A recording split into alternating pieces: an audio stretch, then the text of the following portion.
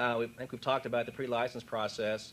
If someone wants a license, they submit an application, we come out and do an inspection, and they have to show their complete requirements with program of veterinary care, feeding, watering, shelter, shade, the whole 9 yards that are in our standards. Once they have a license, once they've qualified and paid their fee, they can get automatic annual renewal. All they have to do is send in their annual fee and form, and we have no way to say no. They could be a terrible facility and be extremely out of compliance. We can't automatically deny their renewal. We have to issue it. Next. Excuse me, do you, like on the exhibitors or breeders, do you expect them to keep a daily log on each animal that they have? It is not a requirement in our regulations to keep a daily log. We strongly recommend it because if there's a problem, say with veterinary care, and there's no log, they can tell us they treated the animal, but they got nothing to show that they actually did. So it's a very beneficial practice, yes. Yes.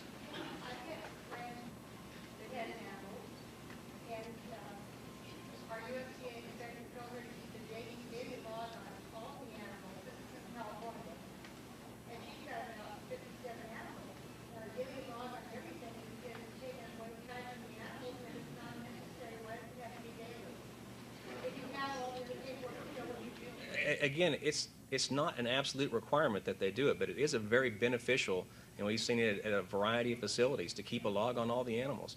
You can tell if a problem occurred, the animal started not looking right a week ago, you got that on a piece of paper. A week later, you can see it's either better or not better. So.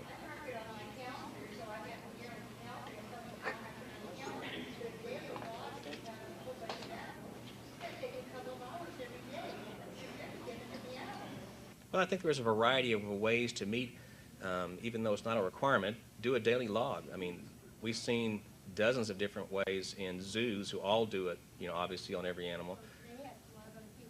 Exactly, but the daily log doesn't necessarily have to be one sheet of paper on every animal you've got. What you may do for a daily log is list the problems that you've seen that day on certain animals. Or, let's talk after.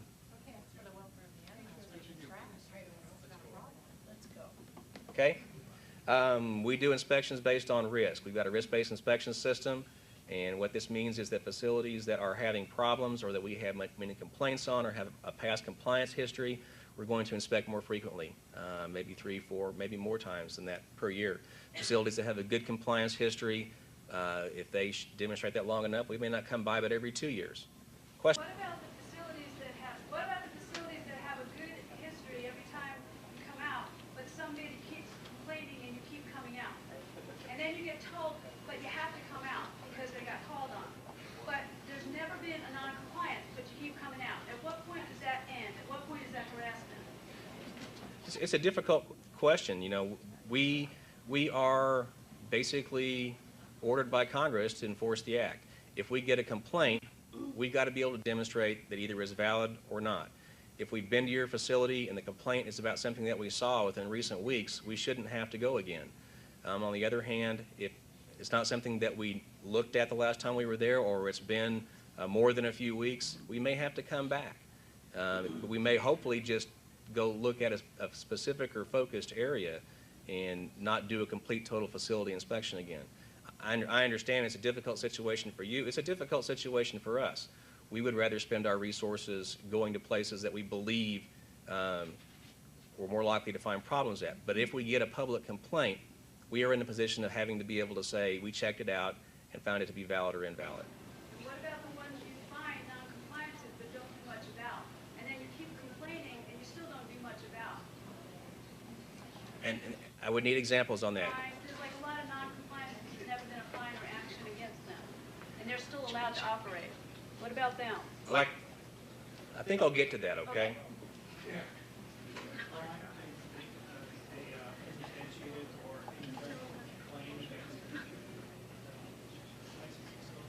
Is it a crime to submit an invalid complaint? No, not that I'm aware of. If you continuously get a non-compliant complaint and it seems to be within a one-person, two-person spectrum that continuously does it, would you not do a role reversal type of thing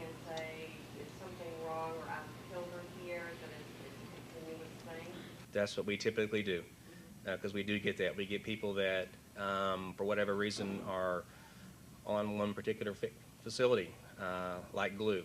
And when we get numbers of complaints from those people, we tend to respond back that, yes, we were out there 2 months ago, this was not a problem, we'll check it again in our next routine inspection. That's not always the case, but yes, we do get that, and we try to, I mean, it's to our benefit as well. We have limited resources. We'd rather not be going out checking invalid complaint after invalid complaint. So we try to use common sense. Do you see anywhere in the near future hiring on more inspectors? Because you have to admit the ratio of facilities to inspectors is not a good ratio. I admit that. Things are falling through the cracks. Yeah, it's just in the budgeting, is that going to be something in the near future that's going to take place? We have absolutely no control over that. Our budget is assigned by Congress, and if Congress is convinced that we need more inspectors, then we will hire them. They will give us the money for it, and we'll hire them. So, yeah. A lot of these inspections that you said are related. In other words, in Yucca Valley, I'm the mayor of that particular facility, of that incorporated area. We have animal control, our local animal control. And when there's a violation that is designated, animal control normally comes in first, regardless of what it might be. It's all connected. And if you have one of the exotics, naturally fishing game is notified, and then USDA is notified. So it's generally the local agency that takes the first step in any violation of care of an animal, whether it be a horse, a dog, a cow, a goat, or whatever it might be. There's a claim comes in. The local animal control initiates the first complaint, and then they notify the appropriate agencies. If you have a USDA license or if you have a fishing game license in California, those people are notified through the local animal control. So there you got, you know, and they're the ones right at the scene. Right, exactly. Yes? I've heard rumors that there has been some recent tightening up on who is being granted special Class C licenses. You know, in other words, that they're having to show some minimum exhibiting, you know, some minimum amount of exhibiting or something like that. Is this tightening up really occurring? Don't know of any tightening up, no. We've been checking for years to make sure that people with exotics, that they or their employees have appropriate experience to provide care for those animals. But you haven't been otherwise not granting licenses? No, Okay. no.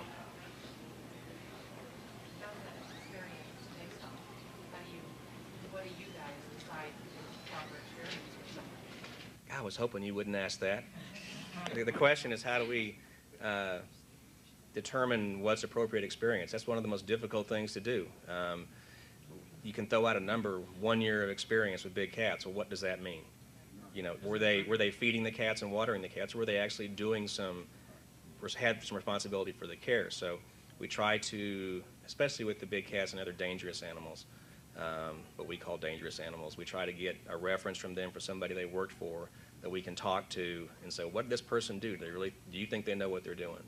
But there is no engineering standard that we've been able to come up with, or that we know that anybody else has been able to come up with, to say, you check this off and you're good to go. I think the state of Florida requires 1,000 hours on Hands-on, do they define hands-on? Yes, Yes. and they're really serious too. Be a good thing for us to look at. Yeah. Yeah. The state of Massachusetts has that type of, before they give out a permit, they need 3 letters from veterinarians, zoological people, in order, and before you even get your state permit. Yes. There was a recent form you sent out asking about direct contact. Is there some agenda going on with regards to trying to define and redefine as to a certain age group, or with regards to tigers? Wait. I've seen this form come out. Is that something? What form? Information gathering of some. We were information gathering just on any incidents that have occurred over the last, I don't remember the period, I wasn't in charge of this information gathering, incidents that occurred with regard to photo shoots. Was direct contact. Right. Is there some agenda on direct contact that the USDA is instrumental on, that they're trying to redefine it, or maybe limit it to a certain degree of age group or weight or class, or? Not at this point, no. So it's not being considered at all? I wouldn't say it's not being considered at all, but we'll have to look at once we get all the information in. to see. If we do anything like that, it'll have to be a new or proposed rule and go through the public comment period as a regulation, which is not a quick process. And I heard they were gonna address that. In the Yeah, that's last what I 6 was hearing months. too. In the next 6 months, they were gonna start to work on something like that? A proposal? What? I heard that in the next 6 months, they were gonna try to work on that type of proposal with direct contact. What you need to understand is if we start working on it in the next 6 months, it'll be, 2 years, so. well, it's been taking 5 or 6 years for us to get through the process. We have to go through all sorts of clearances, and every change that we make has now been classified as a critical change, so we can't get any quick clearances. So making a new regulation in that manner takes years and years. Now, if we get a court ruling or a change in the law from Congress, that can happen faster. I think I'm told I'm out of time. If you guys hold your questions, so he can complete his presentation. Is that all right? Sure. All right. I'll try to go quickly. Talked about the risk-based inspection system, which is what we base our frequency on. The inspectors have a minimum frequency that they come up with for each facility. Doesn't mean they can't go more often. Our inspections, except for pre-license inspections, are unannounced. So you shouldn't know when your inspector comes by. I'm sure they always come by at the best possible time. We don't expect facilities to be perfect. There's no way they can be perfect. If we wanted to look at every facility and find cobwebs on the food container, whatever, I'm sure we could. What we look for, if we're going to do anything as far as enforcement action goes, is a serious violation, something having a negative impact on the animal, or repeat or chronic problems of the same kind, which indicate to us the facility isn't being taken care of. Warren? Our enforcement action is limited.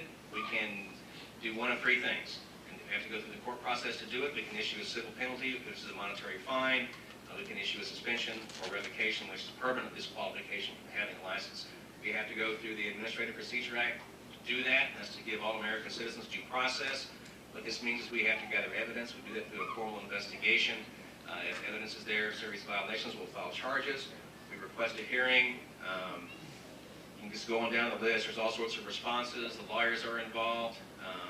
The hearing happens probably about a year to year and a half after the violations occurred. So if there's no appeals, we probably come out with a decision if we're going expediently in about a year and a half. So it's not a fast process. It is set up to provide people due process. The one thing that we can do more rapidly is confiscations. We have the authority to confiscate, and this is based on a state of unrelieved suffering due to Animal Welfare Act violations. And we do confiscations. We do have to give the person a formal notification. We've seen this problem. You've got 12, 24, 48 hours to correct it. We come back. If it's not corrected, we'll seize the animals. If we seize animals, we have 3 options under the law for how we can place them. We can place them with a licensee or registrant in good standing. We can place them with someone or some other facility that actually may not be licensed with us but meets those minimum standards, is in good standing, or we can euthanize the animals. Because our enforcement process is so slow, we have tried to change a lot of our focus the last year or 2 and focus more on education, because I think that's how a more rapid change can be brought about for most people, especially those people that want to change. And I think several of you have probably been to our Big Cat Symposium. We've done 4 of those so far. We're going to do several more in other parts of the country and try to hit more folks. Try to come to industry meetings like this. We have just hired a big cat specialist. She'll be starting with us in a couple of weeks, Dr. Lori Gage, zoo veterinarian from California. We've also got publications and other pamphlets that we hand out. They're also available on our website. Wow, this won't be fast. The main issues for us right now, and probably most of them are the same issues that are for Phoenix Exotics, or at least part of the membership, is handling and direct contact. There continues to be people that take adult tigers out to photo shoots, and people get hurt, which puts the cat at risk. Many of the cats wind up dead because this happens. There continues to be a problem with people that want to acquire these cats, do acquire them, and then Unqualified can mean don't have the resources, don't have the knowledge, don't have the background, or don't have the desire to take the proper care of these cats. Some of these are our licensees, and we have to try to take care of those. As everybody knows, there's a shortage of facilities to place cats, and what we've seen, this is especially true of tigers and bears. Some of the other exotic cats, it's much easier to find a facility that will readily take these animals, but tigers, there doesn't seem to be, you're lucky if you can find a place to put tigers right now. Obviously, the amendment to the Lacey Act, which we've already talked about, is a big impact for all private owners. And again, we are just one exemption to that. We're not writing the regulations. We're not involved in writing the regulations. It's U.S. Fish and Wildlife Service. And my understanding is they're going to try to get those out as quickly as possible. And hopefully that will provide some clarification on what's going to be an accredited sanctuary.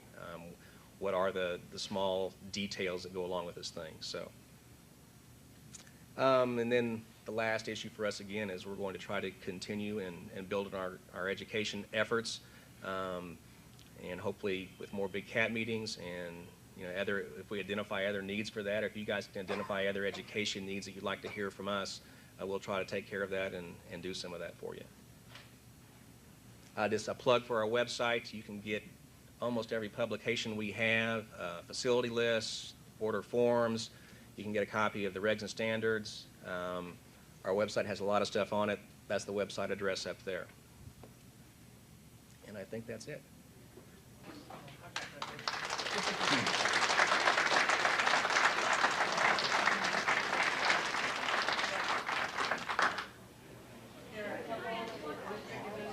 I am not an owner, but I sell to law enforcement agencies. I sell to a lot of the groups that everybody's working together. Well, they're not working together. I hear a lot of frustrations on all sides, from the private owners who don't want the regulations because it's a pain in the ass. But I see the need for it. Okay, that's probably negative to hear, but I see the need. We don't need the puppy mill type situation in big cat. Right. We don't. You are doing the right thing by coming to me. I also hear a lot of law enforcement agencies that their frustrations in trying to get, people that are in the puppy mill type situation with the cats, that the judges aren't working together. We need to get all these agencies together. Is there a way to facilitate that? Because there is a need, not just with you, because you have a limited amount of scope. We need everybody involved in order to solve this situation. And I agree completely with that. I think what's difficult is there are a whole bunch of federal rules, ethics concerns, regulations that we have to follow, which prevents us from doing certain types of get-togethers, let's call them. If the request comes from an industry group or from private owners that this needs to be done, that's the best way to get something to happen. How can we facilitate that? These are people that are responsible. These are people that want to care for these animals. These are people that want to be part of the solution, not part of the problem. We need to facilitate more of this type of informational gathering and to help whatever they need to do. We need more information to be able to facilitate the kind of group gathering that you can't provide. How do you go about doing that to make this solution I can give you suggestions. And first realize I'm not a DC type. Okay? I'm not politically connected, but I can tell you the politics of it are that the way to get that done is to contact the heads of the agencies involved and say, we want to sit down and get this done. People have done that with us. We have representatives sitting with some of their meetings now, okay, on a regular basis. You can also work through your senators and representatives in your states and say, this is an important issue. We need to sit down with USDA, Fish and Wildlife Service, our state fish and game department. We need to all sit at the same table and work together to address this problem. Are you willing to do that, to help it? I guess I wasn't clear. That's not something we can call for. Otherwise, we've got to call a federal advisory committee, and there's all sorts of rules for federal advisory committees, but if it's done by the citizens or the private industry, Well, that's what these people are, right? exactly, and then we can participate if it's their meeting, and we can be there at the table. Okay, that's what I'm asking. I just need to, I mean, because I hear the frustrations on all sides. I hear your frustration, I hear animal control's frustration. They don't want to deal with the situations because they're not trained. We all need to work together to solve the problem. Right. And if these people can do it, then these people are the ones who need to know how. Right. And I know Lori Gage, you've got a great person there. Thanks. How many Class C exhibitor licenses are there in San Francisco? I think there was 2,400. You should write a letter to 2,400 people. Yeah, 2,400. That's what you guys need to do. You need to really Yeah. work together. You need to call the meetings. You need to be your own advocate, and you need to work together to do it.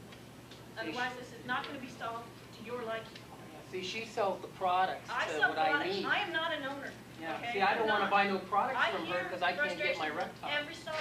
And I will tell you, there is frustrations on every side, and there's foundations for those frustrations on every side.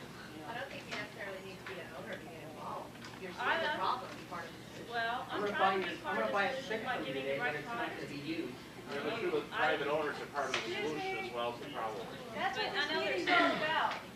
That's why we're all here. I Okay? understand, but this, I'm trying to get Phoenix is doing answers. something about it. That's what this meeting's all about. That's all, mine here is Okay, good. I'm concerned. I'm glad you're here. I'm glad everyone's here. He may not be the politician. Yeah, he's not the but I right think what one. Judy is trying to find out. We gotta is write we're here again. seeking a Here's- possible He's answer, writing. and He's got part of the solution. do you have a California that say, covered you come by to that. us, and we can try to, and I think that's basically what Judy's I'm trying trying to to say, ask. listen to everybody, get everybody involved. Call these people, find out what their concerns are. You're not gonna solve the problem until you solve his concern too. You know, if you, Joe Blow, has a cat, wants a cat, you need to make sure that you get the USDA involved. You need your, okay, well, okay, if you want the zoo, okay? You need, okay, you need, so, We have to be the eyes of the people out there that are doing bad. no, All right, let's get ready to wrap this thing. I would like to thank Dr. Gibbons for a very informative talk.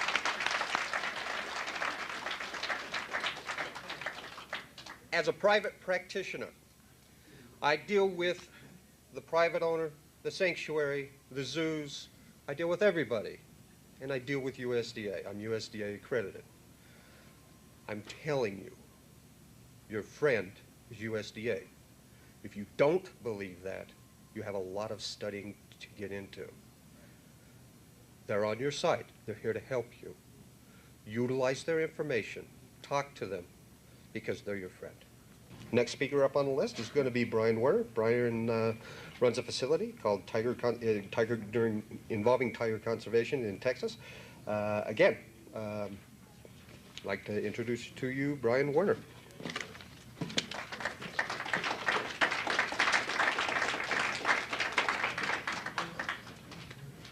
Thank you.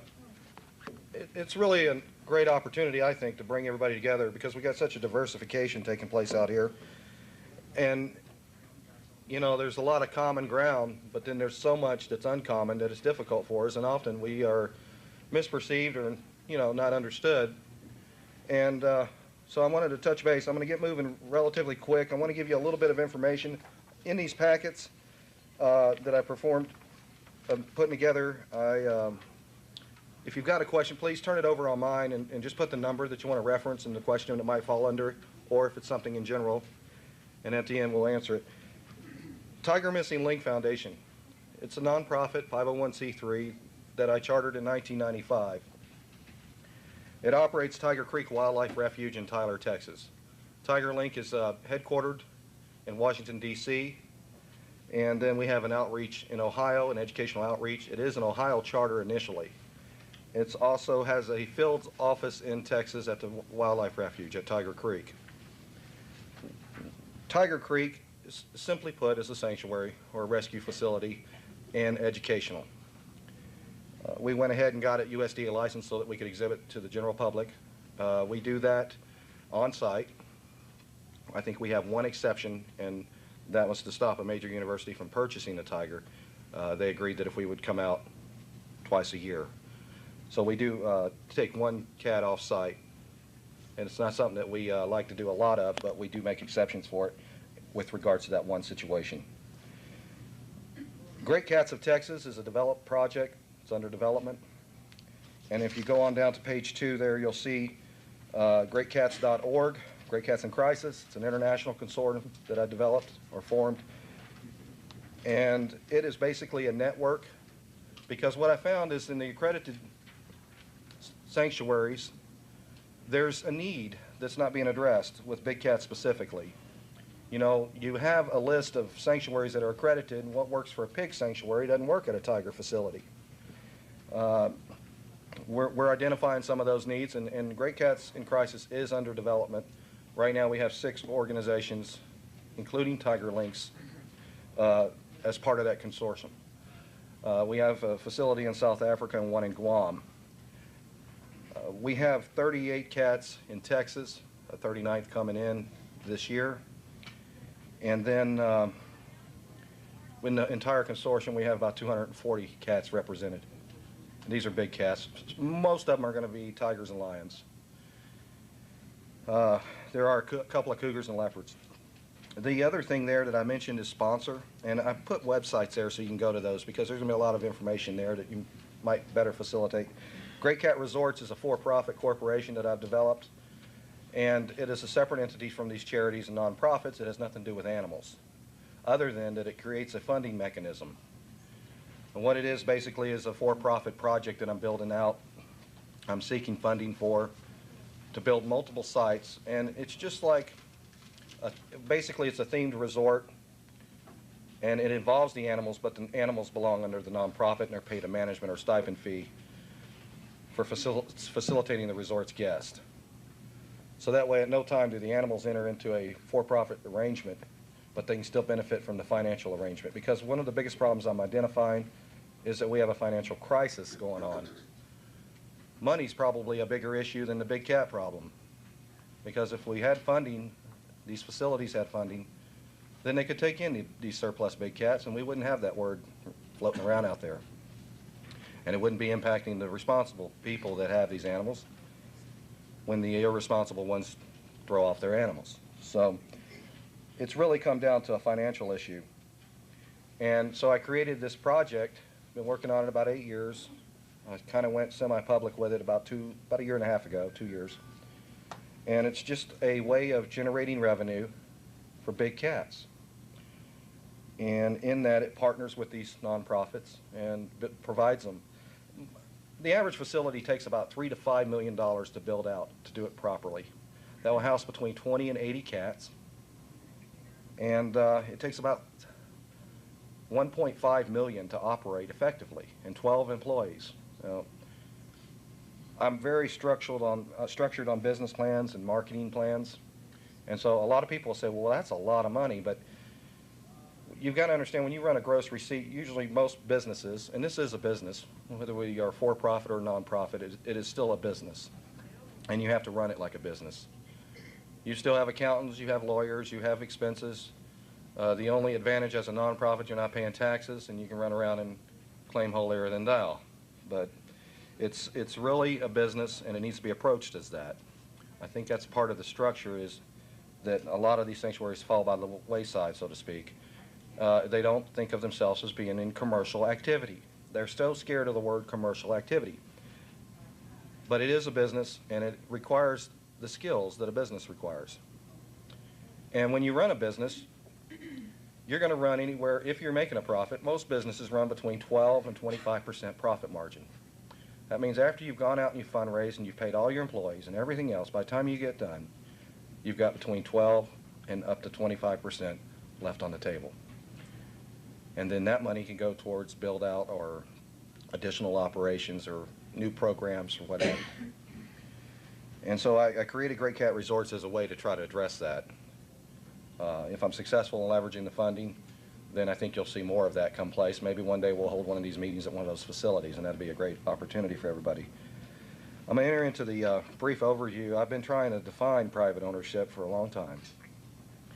And I've come up with a real simple way to approach it. Private sector is any entity, irregardless of whether you're a charter or not, whether you're incorporated or not, any entity that is not part of the government and is not managed by the government. You have AZA accredited zoos, such as Dallas-Fort Worth Zoo. The Dallas Zoo is managed by the city budget. It would be a government zoo.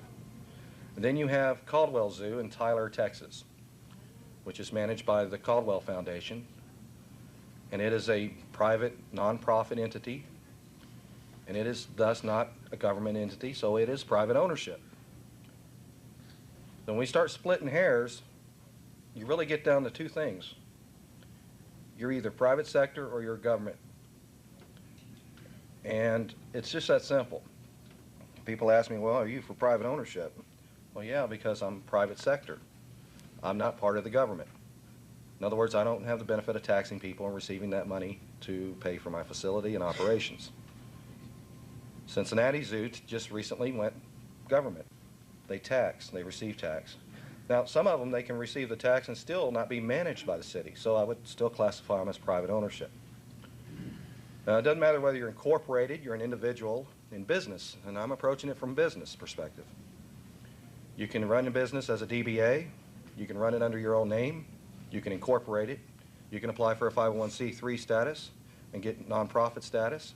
You can charter it as an S Corp, a C Corp, doesn't matter. You can charter it as a nonprofit. They're still all incorporated. So every sanctuary that's incorporated is in business, whether they want to admit it or not. They're incorporated. I believe in just cutting to the chase on it. And what it is trying to define what they are. And if you go back to the corporate charters of the state that they're chartered in, you'll see that they're chartered, and under that it'll have the nonprofit charter, or you have the election of making C corporation, or you can elect as an S Corp. There's other charters too. You could be a limited liability partnership, an LLP. So, you know, there's some other charters that I'm not mentioning, but I'm just trying to give you a general guise on this. But I broke it down into either your government or your private sector. There is no difference. They don't differentiate in the law between a private individual owner and a nonprofit sanctuary or a C corporation like Disney or the Mirage. Probably an LLP, Limited Liability Protection Corporation. It's just not there judicially. There's no difference. So there's nothing to separate you guys other than your segments of where you operate. And I broke that into conservation, education, rescue, research, and individual animal caretakers. You can be 2 of these, 3 of these, or all 5. These are just areas that you could work in. Some people may be focusing on conservation. We do, in the genetic research. Conservation's long-term. It's 20, 30, 40 years out. You're not going to see the results. It's not something you can say, Brian, what are you doing for conservation? Come back in 30 years, let's look what I did today, because I don't have all those answers in front of me because it's a long-term process. It takes time to put out and see the results. If the tiger's still alive, and I still have tigers, and private sector still has tigers, then we can look at what we did for conservation. Education, you may just be exhibiting, maybe entertaining, whatever it is, it's education. I put exhibitors there too. I don't care if you're the circus, the Mirage, you can be whatever you want to be. Sanctuary that's out doing programs, you're either educating or you're not. There is some education benefit that comes with all exhibiting, one degree or another. Some of them may not be right, may not be politically correct, but there's some exhibiting going on, there's education. Rescue. I'm sure, how many private owners in here, individuals that aren't chartered, incorporated, that have rescued an animal? Can I see hands? Okay. Now, I have a nonprofit that's rescued. So there's no difference in that type of work. Either you're doing it or you're not. Research, it could be evasive or non-evasive. I prefer non-invasive, but we do work in that area. That kind of falls in line with the genetic management, the DNA testing that I'm doing, or have been doing. And then individual animal caretaker. That's the only area that I don't really perform in as a corporation that other people who are not incorporated would. So you break it down and you really get to the specifics of it. These are 5 areas. Most sanctuaries probably fixate into rescue and education both. Some of them may do some volunteer work, like with regards to the National Institutes of Health. They may contact a sanctuary and ask for hair samples. Maybe they're doing a genetic study. Well, guess what? You just got involved in research. Not all research is bad. People, not all research is bad. Animal rights activists sensationalize this stuff, and they take it out and they say the word research, and they turn the research into something bad.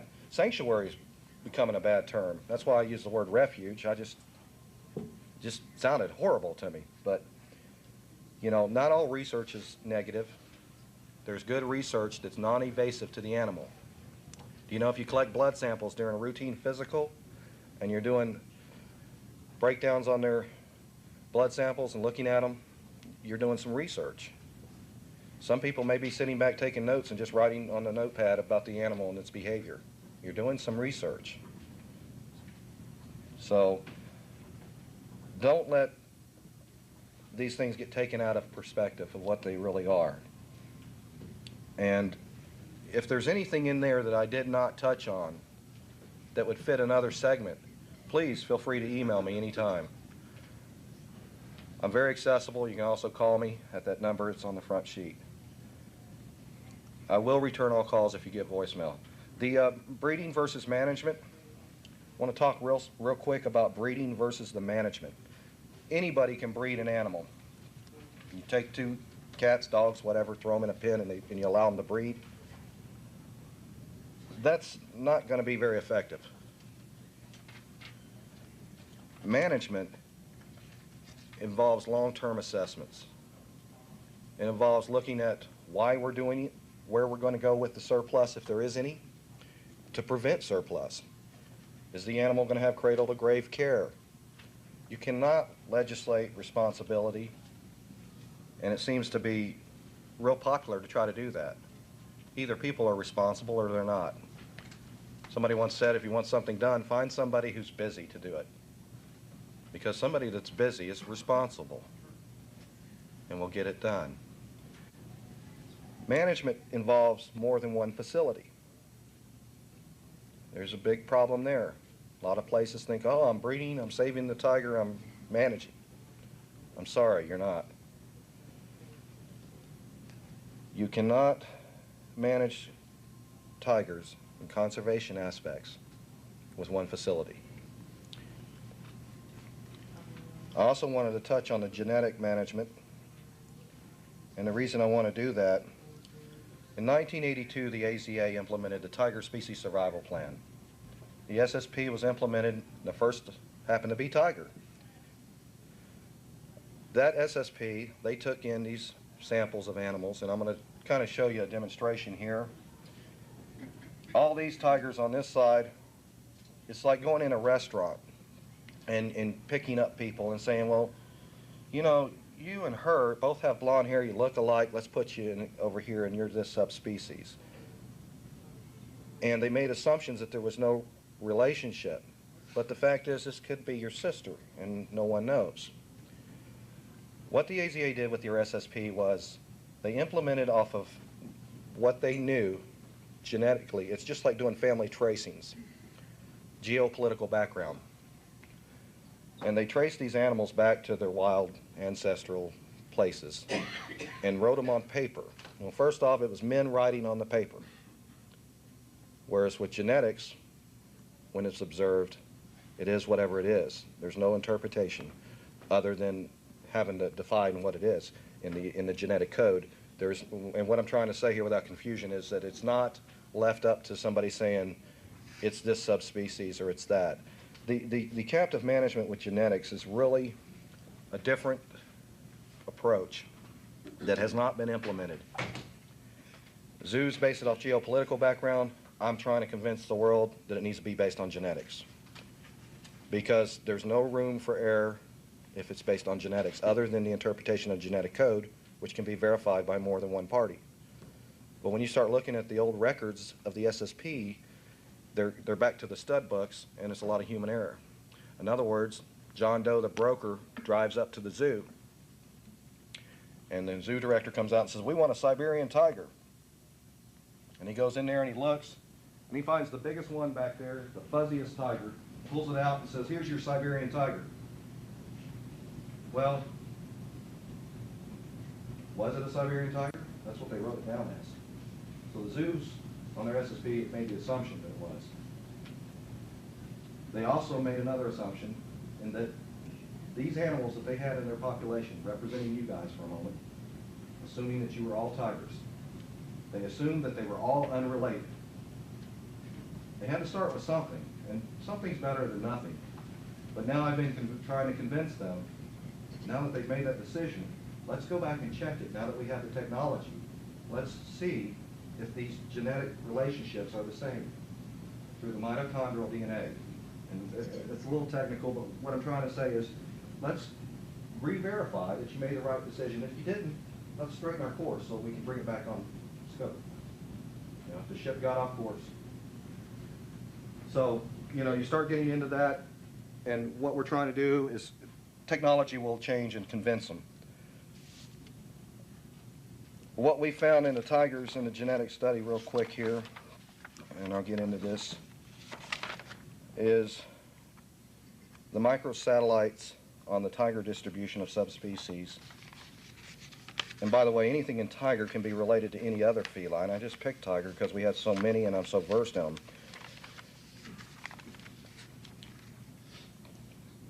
Of all the subspecies, there are a total of 102 markers that are shared among the 5 subspecies remaining. In other words, all 5 subspecies of tigers, there's 102 primers or sequences or markers that they share that's common. Doesn't differentiate between each. And then there are a additional 19, there are only 19 signature alleles that dictate the difference between them. So they're very closely related. What that means is that these tigers evolved as individual subspecies within less than 10,000 years. So it's very, very insignificant difference between these Siberians and Bengals. There's only 19 codes differentiating. So we're trying to, you know, there's a lot of work in here. And this gets into the conservation that I was speaking of. It's going to take years, decades to figure out. That doesn't make it any less valuable. It needs to be done. I want to move on quickly to the next topic. I'll be glad to talk about the rest of this stuff either at the end or off to hours or whatever. Great cat habitat design. We got into captive management. There's some tips that I want to try to bring forth. Anybody out here using chain link with big cats? Okay. If you're not, I would probably recommend keeping your holes within 2 inches diameter. That way the cats can't reach through. I had one lady tell me, well, if you're worried about the cats reaching through, then you need to get new help. No, I'm sorry. Mrs. Festus, that's not correct. Your people have to be able to care for these animals in captivity. They have to be able to go up next to those walls and do it, and make their rounds. 2-inch hole, a cat cannot get his paw through if it's a big cat. Yes, the cougars and leopards can. Another thing on that chain link, you can extend the life if you come 2 foot up and put a rub rail. That's a rail on the outside, allows them to push on that chain link and it'll extend the life and keep it from bowing out like you've been seeing with chain link facilities. If you're using cattle panels, please know that those welded wire panels will break. I'll prove it to you. Lay a roll of 9-gauge chain link down your driveway and lay one of them down and drive over both. You come back, the wire will still be intact. The cattle panel will be busted in pieces. There's been a lot of incidents where cats have busted those. It may be working for you right now, but it will break.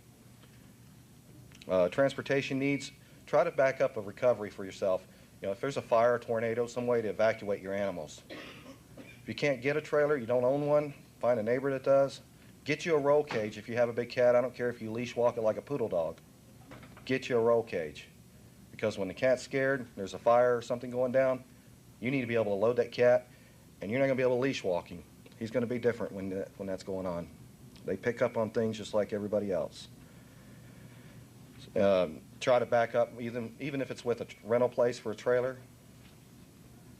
You know, it could be if you live on the Gulf Coast and a hurricane's coming in. There's going to be a time where you need to move that animal, not just to the vet, but to get it out safe, you know, get in a safe place. Shifting your animals. One of the things, and I know, you know, we all like to have direct contact, but shifting an animal, make sure you have a way to shift it, so that if you're sick, injured, hurt, incapacitated, or on vacation or otherwise, you can have someone go in there and do that. Care for that animal without having to have a direct contact with it. Feeding, I want to touch real quick, and I'm going to blend that with dietary. How many have lions? Now, I'm not a veterinarian, but I want to tell you something we found in Texas A&M. Majority of the lions, how many are feeding lions a diet that's bought off the shelf? Just chicken and beef, processed, you know, but raw. You're having a problem with your lions. Lions are scavengers. They like vitamin A, mostly found in the intestines and liver and organ meat. And if you're not giving them that when they're developing, and I'm talking for the first 2-3 years of their life, you're going to see a narrowing of the spinal cord and the paralysis develop. They're going to go become paralyzed, they'll start dropping, and they got to be put down. Usually hits them within the first 2 to 3 years. If you have adult lions, you know, find a source for rabbits, something. They need that whole carcass. It really helps them. Or get some organ meat. And, you know, don't overdo it. You don't want to give them 20 pounds of organ meat every day and nothing else. You mix it, diversify it. Throw about 4 or 5 pounds of organ meat, 8 or 10 pounds of the rest. Feed them 10 to 12 pounds, 15 depending on the size. They'll be fine. I hope you're fasting your animals 1 out of 3 days or so, because it allows them amino acids to build up and break down the bones and any other matter, and the digestive tract starts moving. But the lions with that vitamin A, there's a big issue. I'm seeing a lot of captive lions. Even though my specialty is tigers, I'm seeing a lot of lions that are having to be put down because they just go paralyzed. Wanted to talk a little bit about direct contact on related safety. You want to make sure you try to work with an animal. If you're working with an animal, there's a time that's really good, and that's after they've eaten, and it's about an hour or 2 after you fed them. They're not as aggressive, and their behavior's stabled. It's easier to work them on a hot day than a cold day. You get a cold day in there, they're going to pop you around. You get I love a fat, full tiger on a hot day.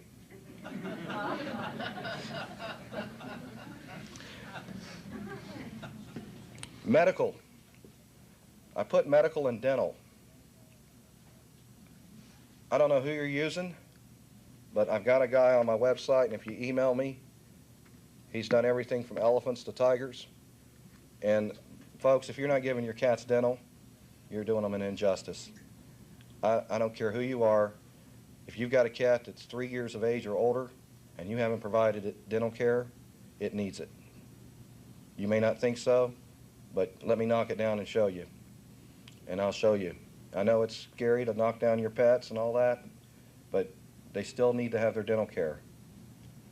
Domator is a real good way to knock them down without worrying about some of these seizure issues and such. I'm sure the doc over here can back up some of this stuff, but get dental care. I've seen sanctuaries that have been in place for 25, 30, 40 years, whatever, since the time of God, whatever, and they have no dental care, or they call a human dentist out. There's a whole different procedure with that pulp. Instead of removing that canine, you cut it off flush when they have to have a root canal on a canine. You don't pull the whole tooth because it's so important to their bone structure. That's why you see some of these lions running around, or tigers, and they got their tongue just hanging out, and that helps them to control that. Keeps them from biting their tongue when they're trying to eat as well. So there's a very strict protocol there with regards to dental that's not being adhered to, and it needs to be tightened up. And it's in all of private sector and a lot of government organizations too. Long-term planning and liability. I'm going to hit these two real quick. Liability. If you don't have insurance, try to get it. Get a homeowner's policy or something. Back it up. You don't want to lose your possessions if something goes wrong.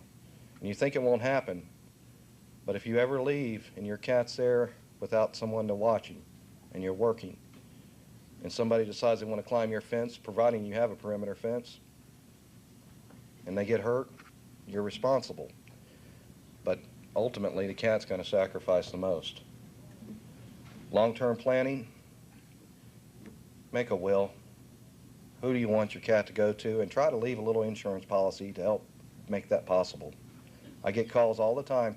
My mother passed away, my father's too old, and I'm not taking care of this tiger. And no, I'm not giving you any money because she left it all to me. Well, make a will if you really care about your animals, and do it with your domestics or whatever. I don't care what you've got. Make some prearrangement. Public relations, I want to get on real quick. One of the things I noticed on the Phoenix list is a website, and I know they're working on it, but I didn't see any press kit.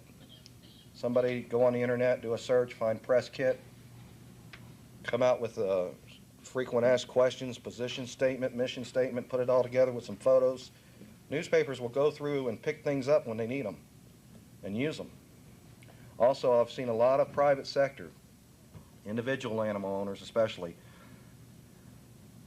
They get a call and it's, oh, the media wants to talk to a private owner.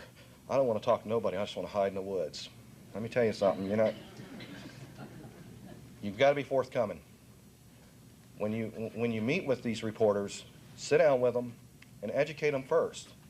Remember, they don't know jack, and so then they call the sanctuary place, and then they get whatever we put out, and they assume that since you didn't raise that issue, you must not be in support of this or that or whatever, and these assumptions get written, and then it impacts you.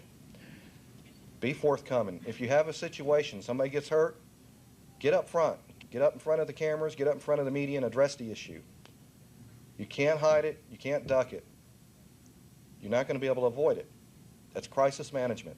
Design yourself a crisis management protocol. It's just a one-page thing. What happens if my kid gets hurt by a tiger or lion or whatever I have, or what happens if my neighbor's kid breaks in and gets hurt? What are you going to do? Come up with the structure. And whatever you do, don't avoid the media. Did you guys see the situation with the Tidwell case? Come out and present yourself decent. Look, if I'd have walked up here and I'd had my shirt open and, and you're in front of a camera, it really comes across negative. You need to put yourself together, take a moment, put your makeup on, guys. Get in front of the camera and talk to them. Be more forthcoming. Exchange information, ideas. I think that the public relations is probably one of the biggest hindrances that's hitting private ownership or private sector. And it really comes down to marketing, So, 1 minute. Remember, with liberty and freedom come rights. Through those rights come responsibilities. And through those responsibilities, you've got to be accountable. If you're not willing to do all that, you need to get rid of your animals. Thank you very much.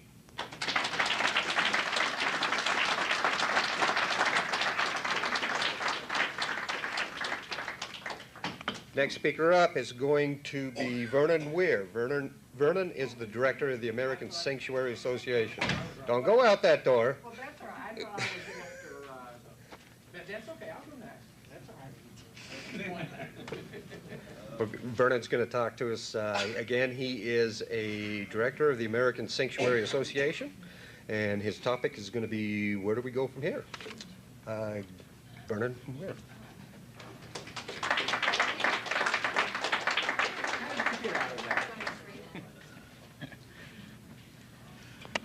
Well, a lot of you folks I remember from last year, familiar faces, and a lot of new folks. This is certainly a lot larger than last year.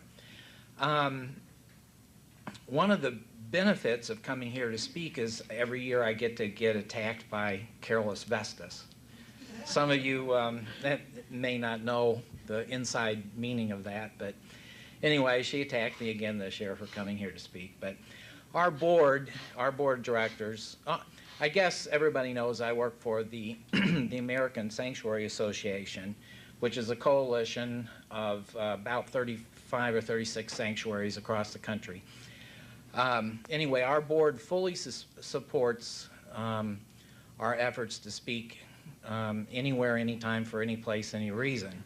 So anyway, and then I should say that Susanna and I have had a good communicative relationship going back about 6 years, and so she twisted my arm last year and had a good time, so here I am again this year. For those that don't know, let me just briefly explain.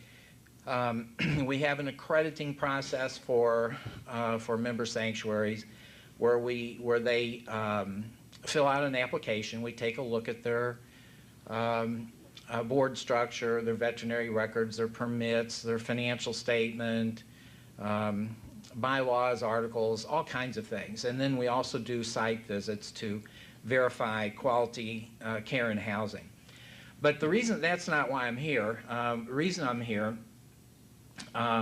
is to talk really more about the rescue situation. I get phone calls and emails all year long for animals. I get calls from the USDA, U.S. Fish and Wildlife Service, Animal Control, SPCAs, national groups, individual activists, other sanctuaries. I mean, they come in all the time, and we deal with all species. So we're not talking about just big cats. I mean, I'm involved in placing everything from exotic birds to foxes and coyotes, primates, lots of primates, cows, chickens, you name it. We're involved. We don't get involved in dogs and domestic cats. But all the other species we do get involved. So this is just one segment of what we are involved in.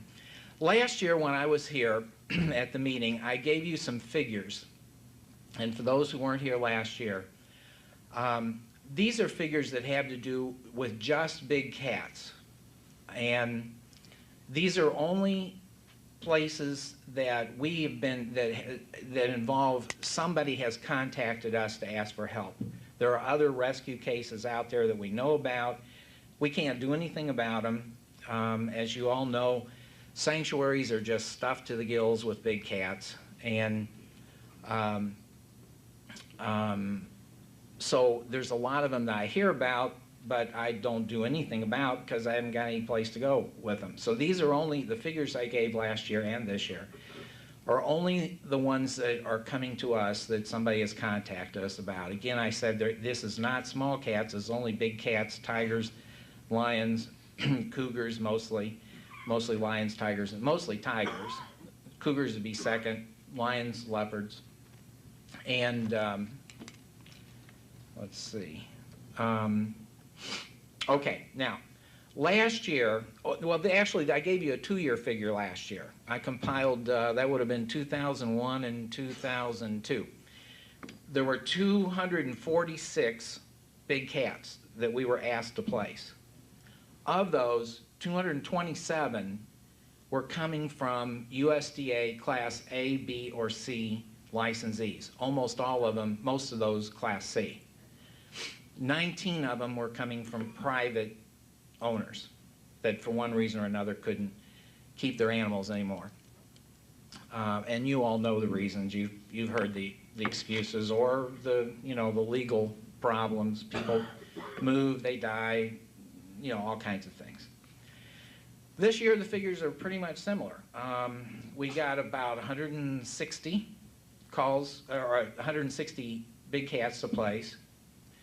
Of those 160, 137 came from USDA Class A, B, and C facilities, mostly C. 17 came from private owners, recognizing Brian's definition here, which is a little bit different, but anyway. And then there were 6 unknown. What happens is sometimes I get a phone call or an email from somebody that'll say they've got a couple of cats and need to be placed, and then they never respond. I call them back or email them, and I never hear from them. Now, these figures do include 2 really big ones.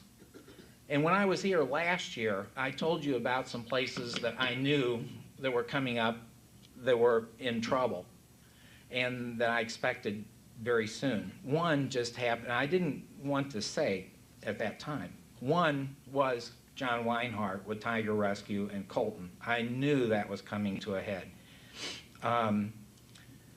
At that time, I thought there was only maybe 30 or 40, but as it turned out, there were about 60 there, not including the dead ones.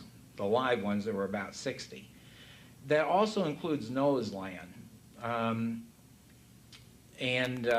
Brian, you know, I never did get an exact, where is Brian? I never really did get an exact, really good, hard figure on Noah's Land, but I think there were about 35 big cats there, weren't there? I got a call on 37, and some lions had disappeared off the planet.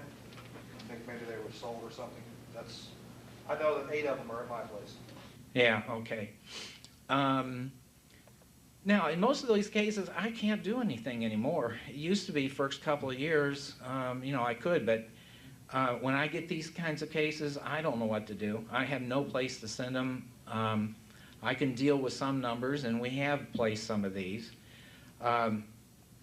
Another place that I knew was headed for trouble last year was Lorenzo Pearson in Ohio, and he hasn't asked for any assistance as far as I know, and I'm not really sure exactly what's going on there. Like last year, I know of places in Minnesota, Missouri, and Alabama that, again, it's just a matter of time, I would say. Maybe 1 or 2 of them will work their way out of it. But the point is, on any given day, you could call me, and I've got some big cats for you. I don't think there's a day goes by that I don't have some cats that I'm trying to find a place to place. Now, we're going to be doing a new survey. I'm going to be contacting not only our own sanctuaries, but many other sanctuaries in this country. And I want to pin down exactly, out of the animals that they have in their possession, where they came from. So if a sanctuary has 60 big cats, I'd like to know how many of them came from private owners, how many came from Class C exhibitors, and so forth and so on. And when I have those figures ready, I'll send them out to, I'll get a hold of Susanna or Jeannie or somebody and get those figures to you, because I'm never afraid to share facts. Facts are facts, and you know, I will never intentionally slant the facts in order to make a case. I feel that the facts speak for themselves. Now, the theme for this conference is solutions, and we're all concerned about what can we do. I know that you people out there are not real happy about this surplus problem either. It not only gives you bad press, but there's an awful lot of animals out there that we're dealing with, and we have no control over where a lot of them are going, or if they end up being killed. I don't use the term euthanasia for killing healthy animals, because all you can do to a healthy animal is kill them. You can't euthanize them by my way of thinking. And you don't want to see the abuse. You know, in Colton, California, we had dead animals. Up in Minnesota here just recently, there's a case where they went in and found dead big cats. And I'm sure none of you want to see that either. So that part, I'm sure we can all agree with, regardless of what side of the fence we're on. Let's see here. The other thing is, I want to make this clear, because I hear comments from time to time. You know, in no case will our association ever recommend that animals be taken away from anybody in this room, as long as you're taking good care of your animals, as long as you are providing them with good care and good facilities. What we're wanting to do is stop. I mean, first of all, think about the ridiculousness of that. I mean, if I can't place the animals I've got now, what am I going to do if I've got all your animals? There's no way in the world. We don't want to see any of these animals die. What we're trying to do is get a handle on the surplus problem here and the abuse problem. I mean, you know, you've read about it in the paper. Animals kept in basements, big cats kept in basements in disgusting conditions, and I know none of you want to see that happen either. Now, I did want to just briefly mention, I also did want to say, every now and then I still see somebody will forward me something on the Phoenix list where the Shambhala Act is brought up. Like I said last year, that bill's been dead for like 4 years. I mean, forget it. That's not a viable bill. It is not. There are no plans to reintroduce it. And if anything, what that did was make private ownership legal with certain restrictions. There's nothing in there that made was advocated a total ban on private ownership. But anyway, as I say, that's old news. Now, I wanted to just briefly say on the Captive Wildlife Safety Act, this was an HSUS bill. It was written by attorneys from HSUS and IFAW, and it was pushed through in Washington, D.C. Only time will tell whether it's going to do any good on controlling the surplus problem, but unless you are breeding and dealing and selling across state lines, I don't think it will affect a single person in this room. And actually, Larry, where are you? Yeah, Larry, now I'm not an attorney, but the way I understand is the Captive Wildlife Safety Act prevents interstate commerce. Commerce being the key word here. That means selling and trading. So if you live in Ohio and you own a tiger and you're moving to Missouri where it's legal to own a tiger, I don't think there's anything in the law that says that you can't move to Missouri with your tiger. This has only to do with interstate commerce. And since A, B, and C licensees are exempt, as well as other things, I really don't, I mean, again, unless you're breeding and selling across state lines, it may have an effect on you, but again, it won't have an effect unless you're selling to individuals. But just wanted to say, I'm not an attorney, so don't bank on that, but that's at least my opinion. One thing that I do think that you should be cognizant of that bill is the fact that it passed the House and Senate with not one single no vote, 100%. Now what that tells you is that people in legislatures throughout this country, and I feel it not just at the federal level, but the state level, are, because of cases that get widespread publicity, you know, maybe Siegfried and Roy did have something to do with it. Somebody asked me that question. Maybe. I don't know. The New York Tiger apartment case, maybe. That might have had something to do with it. But it's like I said last year, I think that this kind of stuff is coming all over the country because legislators are getting tired of hearing about this issue. And if you can't come up with, and I know there's some people in the room, I remember from last year, that are, I think it would be called libertarians, but people who are kind of opposed to any kind of laws and legislation. If you take that approach, I think that their governments, the state and federal governments, are going to just cram regulations down your throat.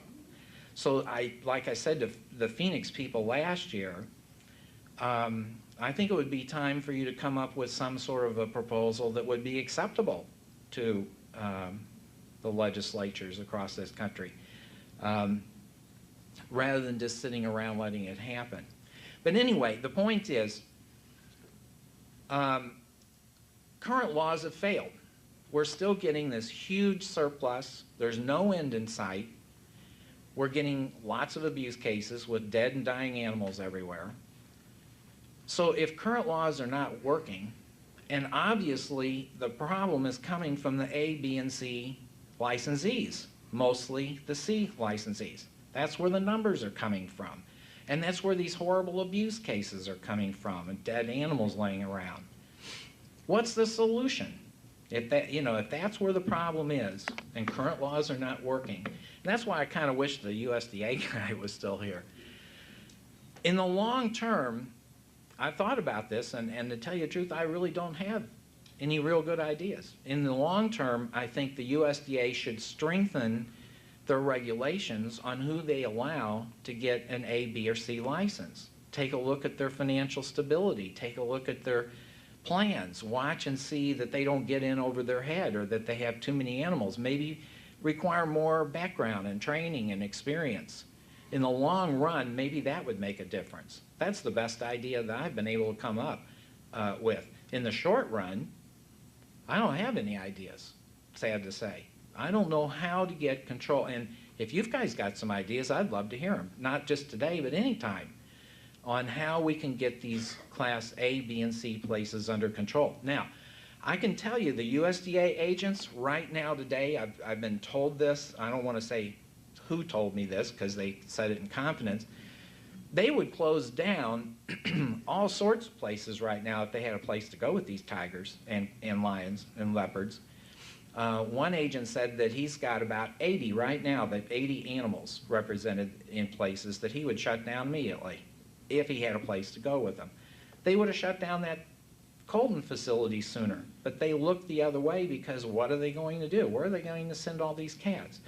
So I can't completely blame the USDA. They know this is going on out there, but what are the alternatives? They don't want to go in there and kill 60 cats. We don't want them to go in there and kill 60 cats. We know there's a lot of places that need to be shut down and their animals seized, but we're sitting there saying we can't help you. There's no place to go. The sanctuaries are stuffed. You know, we've got sanctuaries with 50, 60, 75, 100 big cats. How many of you got, Jonathan, down there? Bunch. You know, Brian. Vernon, I'd just like to make a comment that, number one, possibly ASA or USDA, whoever, should take a new look at the private responsible owner and see that there's an opportunity for them to approach them to work with. But also because what you're saying is so important, what I'd like to do is make a very brief question period, because I know there's a few people in the audience that would like to ask you some things while you're up there, and I don't have to cut you off.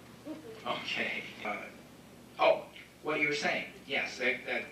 Ashley, it was something we talked about a week and a half ago. We would like to come up with another, I guess you would call a second-tier system, that if our sanctuaries are full, and they are, that we could come up with some secondary placements. And you know, I've used secondary placements. I placed some a couple of small cats with Glenda up in Idaho, for example. I'm sure I could come up with lots of.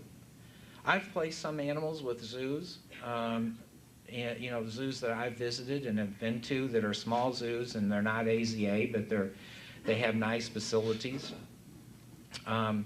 Sometimes we have to do that, but it is a lot more work because it's not, you know, if you got 60, 2 here, 2 there, 2 wherever, and there's always the big bottom line problem, transportation.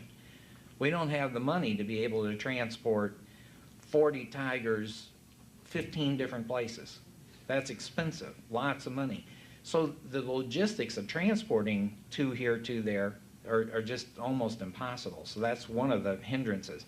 But we are looking at what we would call second tier. The only other thing I wanted to mention is that you know, I read, if you're on the Phoenix Exotics discussion list, I had somebody forward me a few of the comments on there about the Ohio cub. Hi, Larry.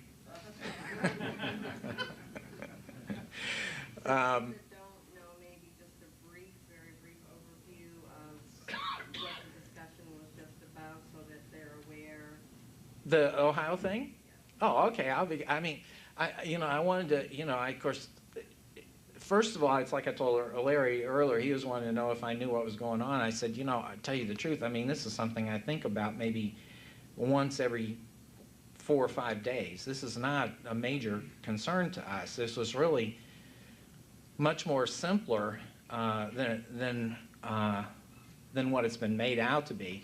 Let me just give you the real, but you know, the reason that I don't, if you want to talk about it, it doesn't matter to me, but you know, a month, 2 months from now, it isn't going to matter. Nobody's going to care. Nobody's going to remember a year from now. This is sort of like a non-issue, but to us anyway. But okay, so I guess that's really pretty much it. I wanted to update you on the figures and tell you, you know, that we're in complete agreement with you with regards to where the problem lies here. It's with in statistics, the numbers are the A, B, and C's, particularly the C licensees. That's where the problems are coming from. There's more of them out there this year. I can almost guarantee you, if you bring me back next year, I'm going to have these same figures. It's going to be like 150 or more big cats, no place to go.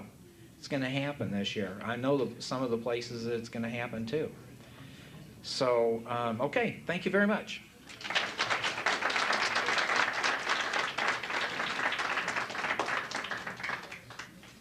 If you're following along on our the program we have, you will notice that I'm not following along on the program. Okay? I skipped over Jonathan Kraft. I apologize for that. I didn't. It was definitely unintentional. I just... Come here, Vernon.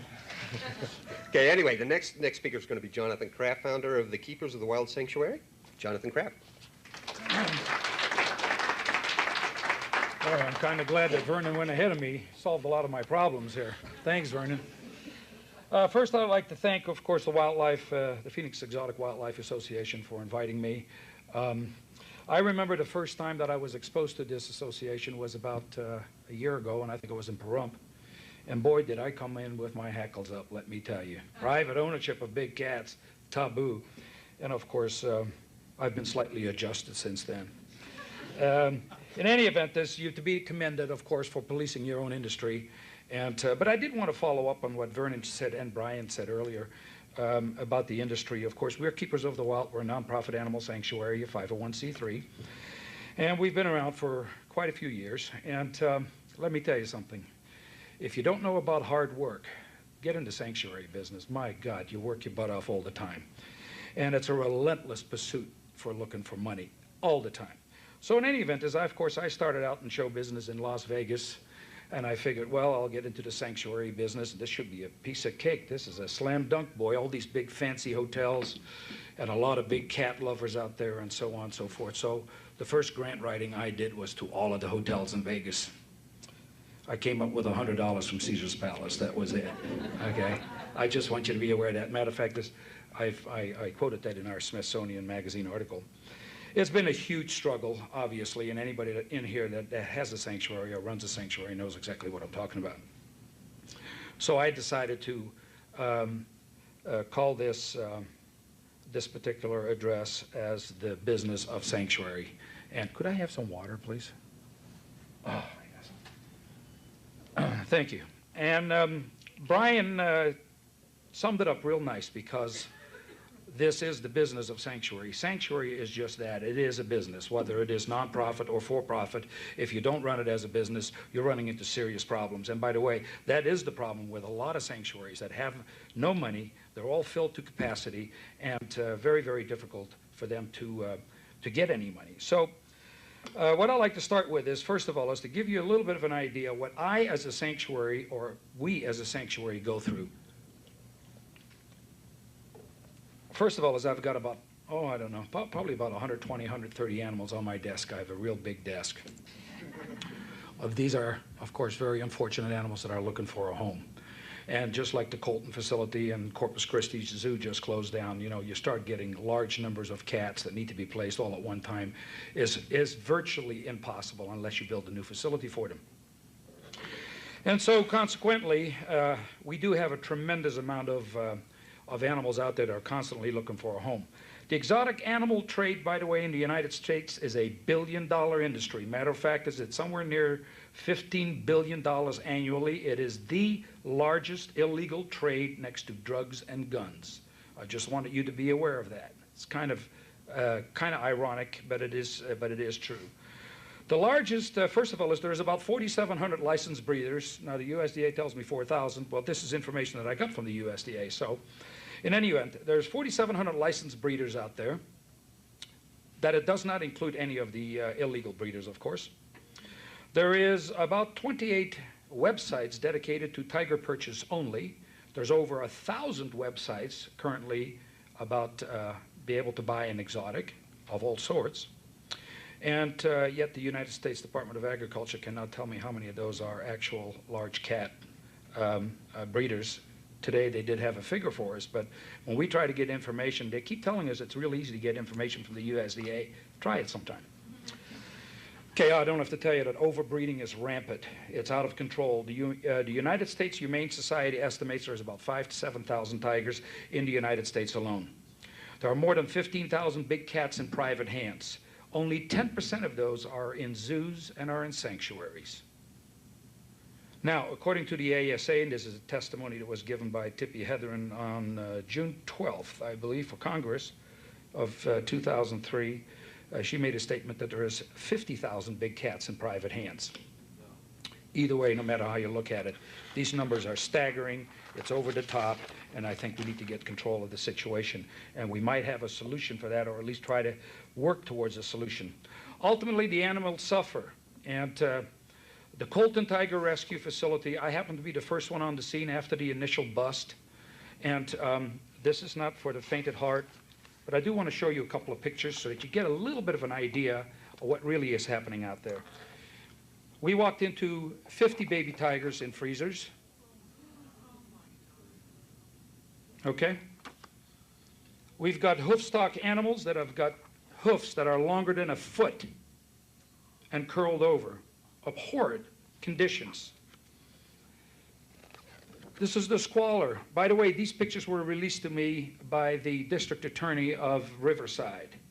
So I've worked very close on this case and worked close with the DA as well as the police people that were involved, as well as Mike from the Fish and Game in California. These are tiger carcasses found in cages. Here you see a truckload full of tiger skins. Here you see tigers they were left because they didn't want to damage the skins. I am so angry, you guys have no idea how angry I am. Where their front paws were tied to the back of a truck waiting for them to die. Here's the evidence of that. Okay. And here's some more photographs, some more babies. In any event, I am almost shaking in my boots. I'm so angry about this. And, you know, we can lay the blame, Mr. Weinhardt. Of course, this lowlife should have been put out of business many, many years ago. I was involved with the USDA putting him out of business 7 years earlier in Riverside. The conditions of his animals and his facility were exactly the same as what they were in Colton. Now, you tell me, what is wrong with this picture? For the city of Colton, for the USDA, for Game and Fish to allow somebody like John Weinhardt to build a tiger rescue facility on the premise of a abandoned waste treatment plant. What were they thinking? I'm talking about the cages are here, and you could throw a rock into a 100-foot across sludge pit with feces and waste in it from the leftover from the waste treatment plant. I cannot understand what the city was thinking. I cannot understand what the USDA or all of these wildlife services that do check these places out. Don't tell me that these places became like that overnight. That took years of neglect. And let me tell you, it is horrible when you see this. Now, thank God that things are being done about it. I understand that pause. By the way, Chuck Tracy from the Fund for Animals. Did a wonderful job, absolutely. I got the keys turned over to myself. Of course, it wasn't easy. The police was involved, the DA was involved. We threatened him to go to jail and so on and so forth. Finally, I got the key, and then I stayed for a couple of days. We brought in some equipment. We helped out as much as we could, and then I turned it over to Chuck, who had locally, of course, a lot of people in place to take care of these poor animals. And now PAWS has taken over the animals. I understand that they raised about $300,000 to build a wonderful facility for these cats, and God bless them. So something good is being done. But you know, it's not very often that you can rescue that many big cats without the vast majority of them having to be destroyed, because there really is no room for them. There is no room for them. God, I hate it. I mean, I have so much work to do in my own sanctuary. I spend hours every single day of talking to some people. Come on, take one more cat. Please, just take one more cat. And they're full. It's really, it's horrible what's happening out there. And all of that, by the way, and that's the reason I really want to speak to you guys, because I know a lot of you very responsible. I've met a lot of you last year, and I know the breeding issue is a very sensitive issue with me. What is a good sanctuary? Well, a good sanctuary, of course, is got to be a 501c3 nonprofit, or you got to have deep pockets, but you should not have to be a 501c3. If you've got $500 million in your pockets, you don't need to be a nonprofit, and that's wonderful. No breeding, no breeding, no breeding, no breeding. If you are a sanctuary that breeds animals, you're not a sanctuary. And that's the way we look at that, okay? No buy, sell, or trade animals.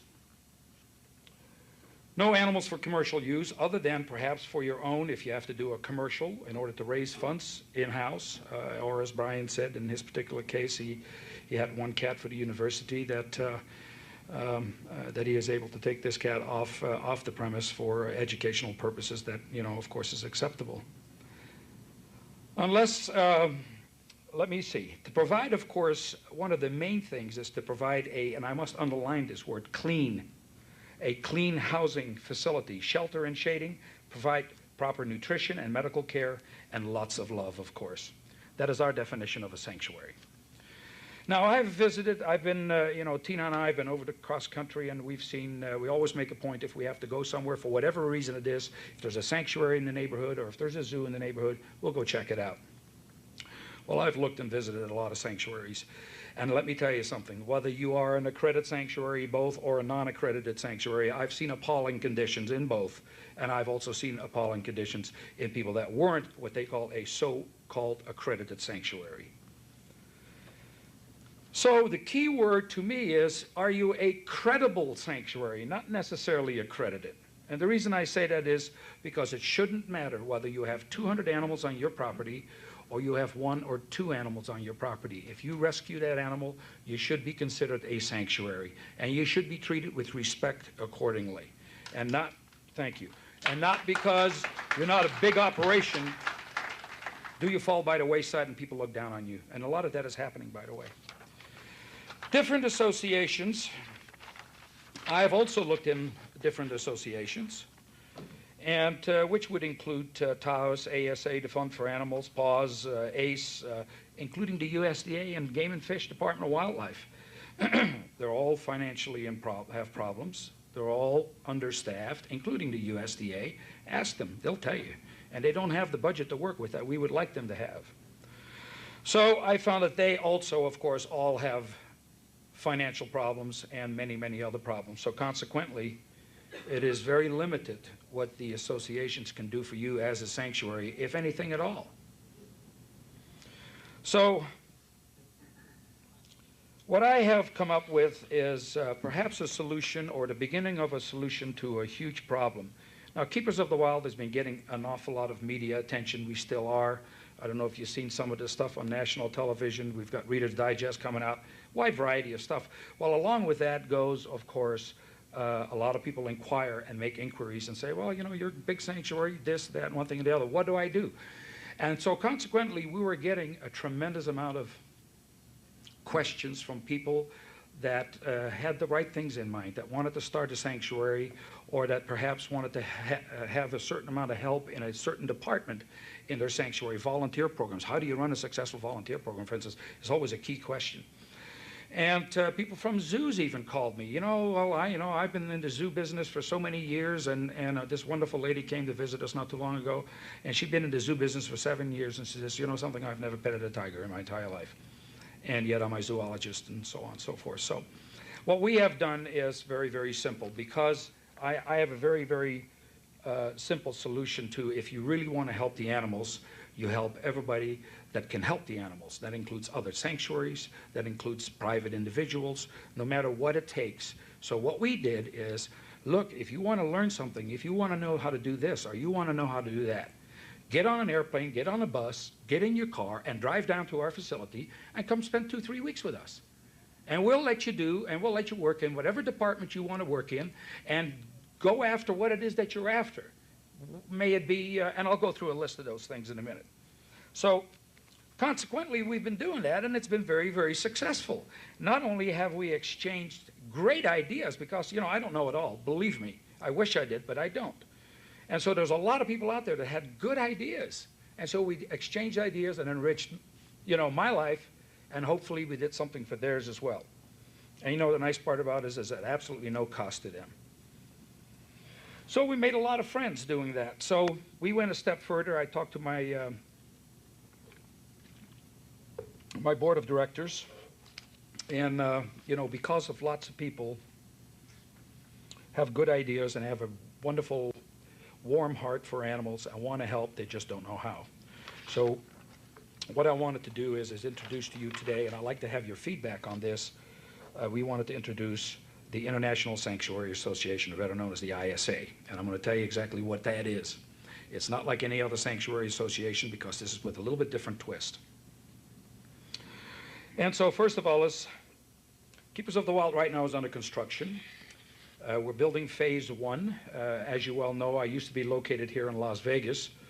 And since I only got $100 from Caesar's Palace, I got a little discouraged, to tell you the truth. And not only that, is to try to open a sanctuary in this city is extremely political, and not as only is it political, land is extremely expensive. And so the next best thing, thanks to a friend of mine, we ran across a piece of property which it was only $100,000 an acre, on a little bit further out of town, just on the other side of Hoover Dam, and that's where we are today. Well, currently we're building phase 1 of our animal park, which encumbers 9 habitats, each habitat being approximately 1 1/4 acre to 3.5 acres each. Each habitat will not house more than 2 to 4 cats. So we're talking about large areas at a cost of $8 million, by the way. Phase 2 hopefully will start within about a year or a year and a half from now. And I would like to read directly from the business plan as to what it is that we're trying to do, and I think how we can help everybody in the industry, if I may. The net profits generated from the operations of phase 1 should exceed about $4 million per year. With these funds, we will support the most ambitious animal sanctuary training and development program ever conceived through our soon-to-be-formed International Sanctuary Association, which incidentally has already been formed. It has been said that if you want to help, rather than providing fish for people to eat, teach them how to fish. And that's what we're going to try to do. I'm not going to go through the statistics. We already went through that earlier. The abundance of these magnificent creatures has resulted in the most disgusting conduct of some animal handlers, using the animals in canned hunts and for sale for their skins and body parts. We must stop this abhorrent conduct. Incidentally, that I could trace, there is about 300 canned hunts in this country. I've been told there's as many as 1,000 canned hunts in this country. I don't know if any of you know what a canned hunt is. Where you can shoot a tiger for a fee, or any other animal for that matter. Through the ISA membership program, we will assist individuals interested in opening and operating new sanctuaries, as well as assisting those interested in improving their existing sanctuaries, all free of charge. In doing so, we will establish the most effective protection system for our beloved animals in the shortest period of time possible. Throughout the United States and internationally, by the way, our teachings will help the members understand the systems necessary to for the success of an animal sanctuary operation both financially and in the best interest of the animals it provides for.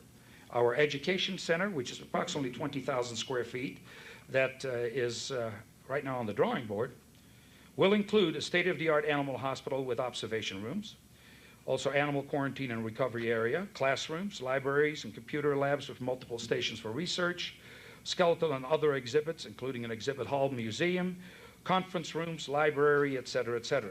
Our educational program will be geared towards providing useful information not only on the handling of animals, but also on how to structure and run a successful facility. We intend to target the specifics of what it means to be a true sanctuary and address the topics of information and that are generally not available. Our curriculum of topics will include the following. I'm going to give you a little bit of a list of what it takes to run a sanctuary and the things that are going to be available to you to be able to perhaps learn or learn more about. Of course, the sanctuary defined, which is great standards for a sanctuary. The legal issues: how to set up a nonprofit corporation, how to set up bylaws, how to apply for a 501c3 status, how to set up a board of directors and conduct board meetings, how to prepare for local, state, and governing bodies for zoning, licensing requirements, i.e. Fish and Game, USDA, town board meetings, county commission hearings, et cetera, et cetera. Believe me, I had a lot of county commission hearings. My Lord. The handling of government inspectors, such as the USDA inspectors and others, insurance requirements. Business and accounting, departmentalizing, setting up offices, setting up a website, communication systems, accounting controls, very important, by the way, bookkeeping systems, record keeping, employee manuals and procedures and hiring guidelines, marketing and advertising, public relations, media publicity and how to avoid bad publicity, by the way, brochures, mailers and distribution thereof, special events, fundraisers, development of a good business plan, donations, grant writing, animal sponsorship program setup, merchandising, fundraising and benefits, staff and volunteer programs, for instance, staff requirements, how to run a successful volunteer program, staff and volunteer training, safety equipment training, staff housing, the public providing an educational information, conducting tours, safety and security, sponsorship return visitors, continuing education, and then of course we come to the wild animal husbandry, humane training techniques, hands-on or hands-off. There is some institutions that do not believe in hands-on, yet you can train an animal to have to come up to, for instance, the front of the cage, so that you give them a shot, draw blood, do whatever, other than having to knock them down. Hands-on and hands-off handling, backup training, transporting of animals, local and long distance, national, international, including rescue protocol, cleaning animal enclosures and equipment, nutritional care and feeding methods, animal medical care and a medical protocol, equipment needed and the use thereof, safety equipment and use thereof, veterinarian services and requirements, daily and weekly animal reports. Do that, by the way. I heard somebody questioning that a little bit earlier. Daily reports will save your animals, trust me. There's not an animal on our property, and that includes a little lizard, that doesn't get a report filled out each and every day. Medical record keeping, enclosure requirements and habitat design. And last but not least, of course, we have the protocols, rules, regulations, safety procedures, emergency procedures, evacuation procedures, waivers, and communication. Operating an animal sanctuary can be a passionate, rewarding experience. Our success over the past 12 years have been an achievement of unsurpassed joy.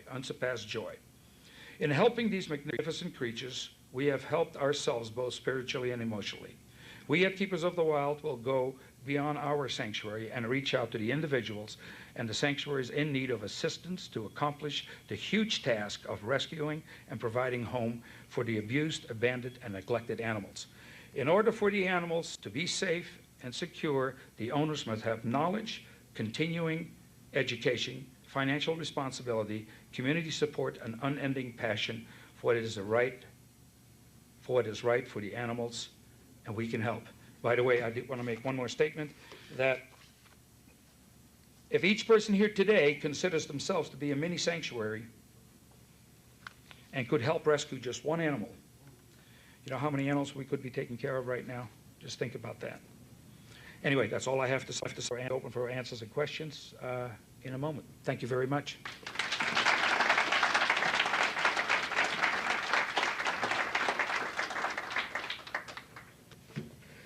Down to the last two speakers. The next speaker, you all know Larry. Larry Wallach was a humane commissioner from New York.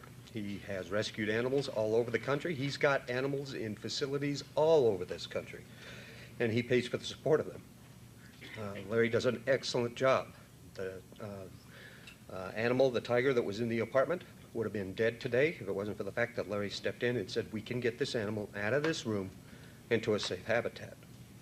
Larry was also instrumental in getting the little baby lion, Boomerang is his name, I was trying to remember his name, Boomerang, to stay at the facility that he's at, and very proud of the fact that he did such a good job. So, without any more, wasting time, Larry Wallach.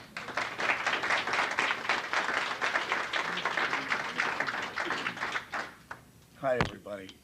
We want to talk about solutions as private owners. I live on both sides of the fence. I'm involved in confiscations, raising, and moving the animals. But I see a lot of problems that are definitely coming. Insurance. How many people here actually have animal insurance? You should look around. Very little. So if your animal gets out and kills someone, we're going to hear about it, you're going to pay for it, we're going to pay for it. So Robin and I, with Lee, my family, we own insurance companies with AIG, have put together a program. It will be available, what month are we in? Thanks. Probably April. It'll be $1 million policy. No. Let me just tell you something from insurance. I know Mitchell. Mitchell actually does business with one of the companies we own. So I'm not going to say anything bad. I'm just going to tell you the truth. His policy's crap. It doesn't make him a bad guy. I mean, but I could sell you a glass of water with no water in it. If we're in the desert long enough, you're going to drink that empty glass. So if you're, but listen, he's a salesman. He's in business. If you read a policy, after a while, right, it's like non-existent. This policy will be written by AIG. It's easy to read. You're covered. The animal's covered. Your neighbor will be covered, even if he's in the belly of your tiger. Okay? Now, so, yes, it'll be AAA. It'll be through AIG. They're the best insurance company in this country. They're the biggest. They have the most money. Yes. Yes. But unfortunately, none of the tigers have driver's licenses. Now, let me just tell you this.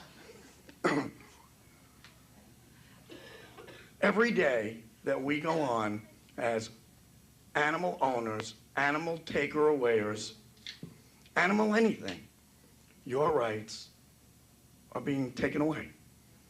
Now, is it a good thing? Well, in a lot of cases it is. Because people like Jonathan said, there are people that buy animals, they can't even afford to buy them. They stick them in cages that you wouldn't leave, you wouldn't even go in it. So what happens? It makes us all look terrible. And I've seen it. You know, I'm glad you said that you're a rescuer sanctuary. In 1994, I confiscated a cougar called Hope. It was in New York City. He was 9 months old. I'm going to cry. He was 9 months old and he weighed 6 pounds. It was in Hap-Hog, Long Island. The cat was literally walking on its chin. He moved his chin to walk. I took in Hope. I met two of the best neurosurgeons, orthopedic surgeons, and they actually completely broke every bone of his front legs, back legs, rewired him. 10 operations later, he's 65 pounds, runs and jumps. So, to me, now a lot of people don't know me or know me. I'm liked and I'm hated. I don't care. I know what I do with the animals. This year alone, on my own dollar, with Lee, with Robin, with Kim, I've seen probably 40,000 school kids. I go to schools all over the country for free. I take baby lions, baby tigers, even full grown, and we do an educational program, and then the animals leave. I don't take one nickel. It gives me credibility, and it gives all of us credibility. Because if the animals are used to educate and to show that they're not good pets for everyone, and I think mostly everyone, then we're doing a good job. If you don't educate the public, this room every year will have less and less people. Just will. If you don't take on the responsibility to do what Jonathan says, Brian, all of you in your minds, just like you're gonna clean the cat's litter box, but you wait 3 days. You can't wait. Right now, you have to look at it like all the animals have AIDS. Everybody. Well, if you don't start curing them, they're gonna be dead. So, next year, when you come, you need to have insurance. Not from me, in general. I'll tell you how it is. The pimple on the ass of the elephant killed the elephant. We're the pimple. We really are. We have to be able to go to the legislator and say, look what we do. We do it ass backwards. We built our place. It's safe. We have our animals legally. They're healthy. We feed them. We can afford them. You can't get in. They can't get out. Give me my license. That's how you do it. When you go forward with that, it's hard for someone to say no. You can't not have it. Why give them the opportunity to say no? So that's what I've been doing for 20 years. I am the only person within the city limits that has a tiger living in their house. It's not smart, but I do it. She has a big cage, right? She travels with me. She's not in the hotel room. Actually, she would have been, but Delta didn't have a seat. The thing was, so if you all really want to fix this, because you can all talk is cheap. We can hear from everybody. We can hear Tippy saying you shouldn't have it. We can hear saying, Larry, you should have it. But if you work together, come up with a coalition, raise money. What, Rob? What fun? What fun? Oh, fund. You're talking money.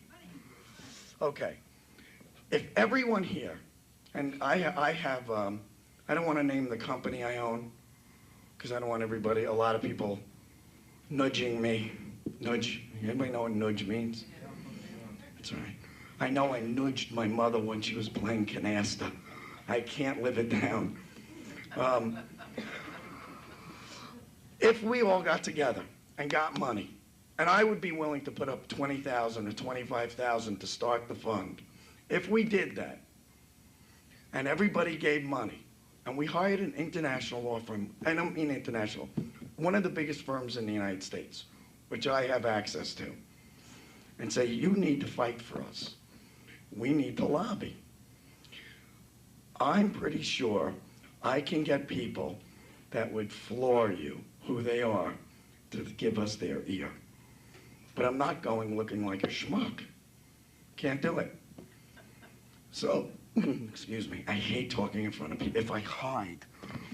Okay. So here's the thing. If you all work together somebody start raising money, we go to this law firm and we say, can you fight for us? Because we don't want to be the guys that lose all our hard work, the love of our labors. I don't know how you all got started. I'm going to tell you a little story. When I was 4 years old, I was paralyzed from the neck down. It's called brachial plexus neuritis. When I was 7, I was paralyzed again. When I was 11, and then when I was 40. I had a dog, now 3. They didn't live 40 years. And if they did, I'd have to tell you it was because of Oasis.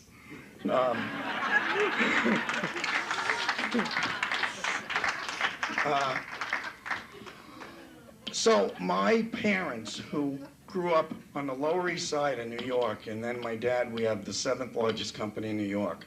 I will tell you, my best friend was my dog. Not that I didn't love my parents, but my dog stayed with me every day, every night. So I began to love animals. No sheep, just animals. So that's how I got into it. Now, if you guys all want to stay in and really keep your animals, make it better, let's all get together. Let's do this correctly. Let's take on the enemy and hit them from behind so they didn't know what they saw. You know, they didn't see it coming. That's it. Thanks.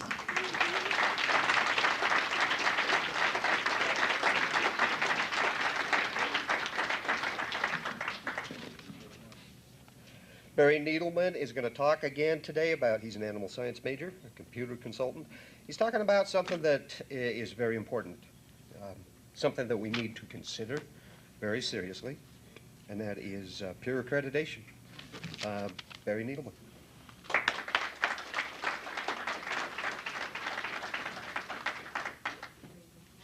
I just want to thank all the other great speakers that we've had, and I think we ought to give them a great hand because this has been an incredibly informational session, and I think that everybody has done a great job.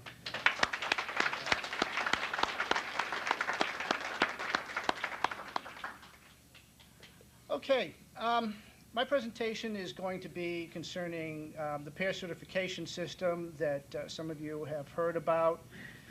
This is really a follow-up to a lot of the presentations we've heard today concerning about responsibility of exotic owners and how do we make sure that everybody is a responsible owner. And I've been looking forward to presenting to the Phoenix membership a project that was started just over 6 months ago. The project kicked off following a post I sent to the Phoenix E-Group asking this: why don't exotic owners have a self-certification system like the AZA and ASA? Jeannie Hall then emailed me and asked me if I would be willing to take on the task of building a checklist system to begin the self-certification process. I agreed, and I'm pleased to introduce to you today an overview of the project to date. I'd like to thank Jeannie, Vicki, David Holt, and all the others who provided valuable input to this stage of the project. Before I present the project itself, I'd like to say a few words about one of the key reasons we are here, which is the bond between exotic animals and ourselves.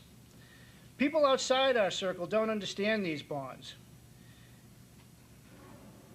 and their importance to us. In fact, many out there believe it a mortal sin for non-domestic animals to bond with humans. But I ask, where is it conclusively and scientifically proven that an animal with a presence in the wild can't have a presence in our homes? I haven't found it. At least I haven't found it outside the ideological statements of the radical ARs and uninformed statements of public officials in the media. Unfortunately, there's also been scant research on the bonds between exotics and humans. Research on this would be very useful to us. So then, when talking about the specific bonds between ourselves and exotics, we are talking about something that is intense, deep, and certainly unique. Now, I don't want to give the impression that bonds with domestic animals are a lower class, but obviously they're not as unique. So why are we exotic owners? Because of what they have to offer us with these bonds, and what we have to offer them, which is health, security, and companionship. The public must learn. When we live with exotics, we are not in any way causing them to suffer. If having these animals in our company caused them pain, caused them to suffer, they'd reject us. They're not stupid.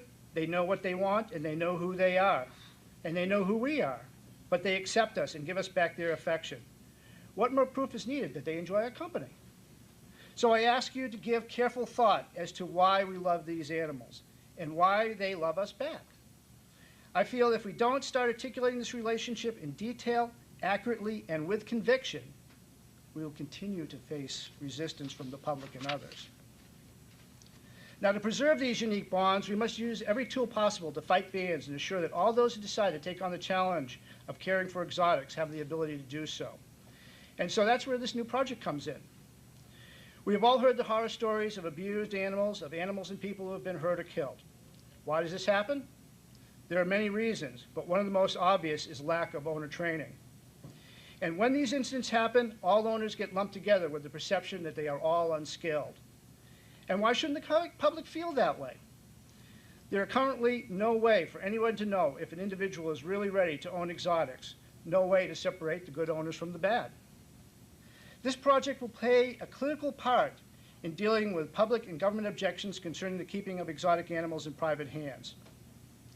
To offset some of these objections, I'm introducing a system to certify that current owners and potential owners are well equipped to deal with the responsibilities and issues of raising exotic animals.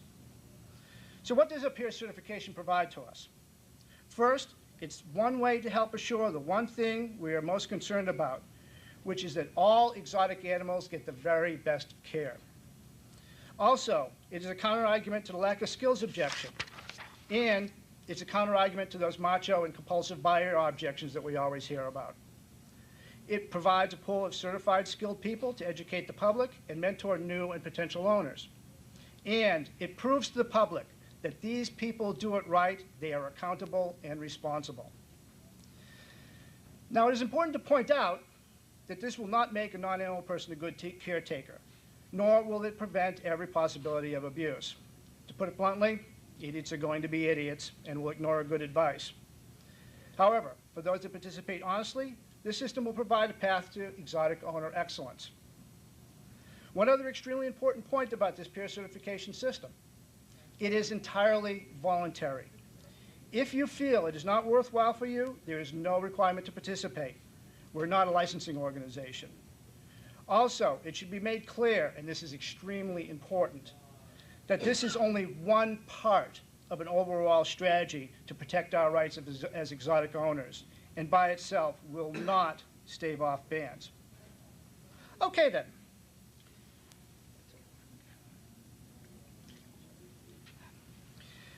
So there's going to be two stages in building our peer certification system. First, there are the checklists, and second will be on-site peer inspections, which I'll talk about shortly. Now, one way to think of the checklist is that of a readiness test. Anyone considering exotic ownership can use these checklists in a way to see if they really have considered all the issues, and will give one a good idea of the gaps in one's thinking. Now, to start, there are three basic lists. First, an owner checklist for those interested in keeping exotic owners strictly as pets. Then there's an exhibitor list for those that want to show their animals in public.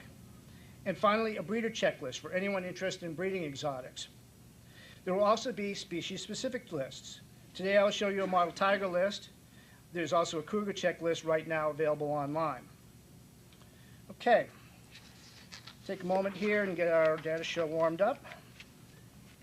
And I'm going to be showing you the mission statement. Now, this will be the first page that somebody will see if they decide they want to go through the checklists and they want to go through the checklist certification process.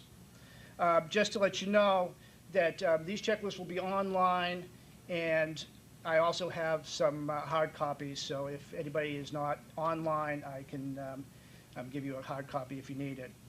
Also, the way this system is going to work, there will be a database online, and that people will have to log into the system, and it'll be password protected. So I want to assure everybody that if you want to go through the checklist system, that all of the entries that are entered there will be confidential and secure. Okay. One we're probably going to have a little bit of a problem here with the stretch of the page, but at least this will give you a good idea of what's going on. All right, this is our check. This is the mission statement. And I'm just going to point out a few of the statements here that really point out what the whole checklist system is all about. First of all, we say, since some people take on the responsibility of exotic ownership without understanding the implications of their decision, this checklist was developed to assess the readiness of an individual to be a successful animal owner. And also I'd like to point out this statement.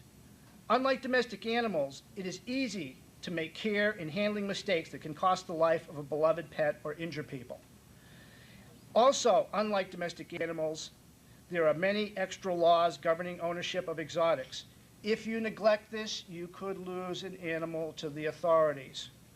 Of course, one would think that in this day of loud animal abolitionists running around everywhere, that would be obvious. But there are many owners out there that put themselves, their animals, and us at risk. This, of course, is one of the key reasons for the entire checklist concept. Okay, let's bring up the owner checklist.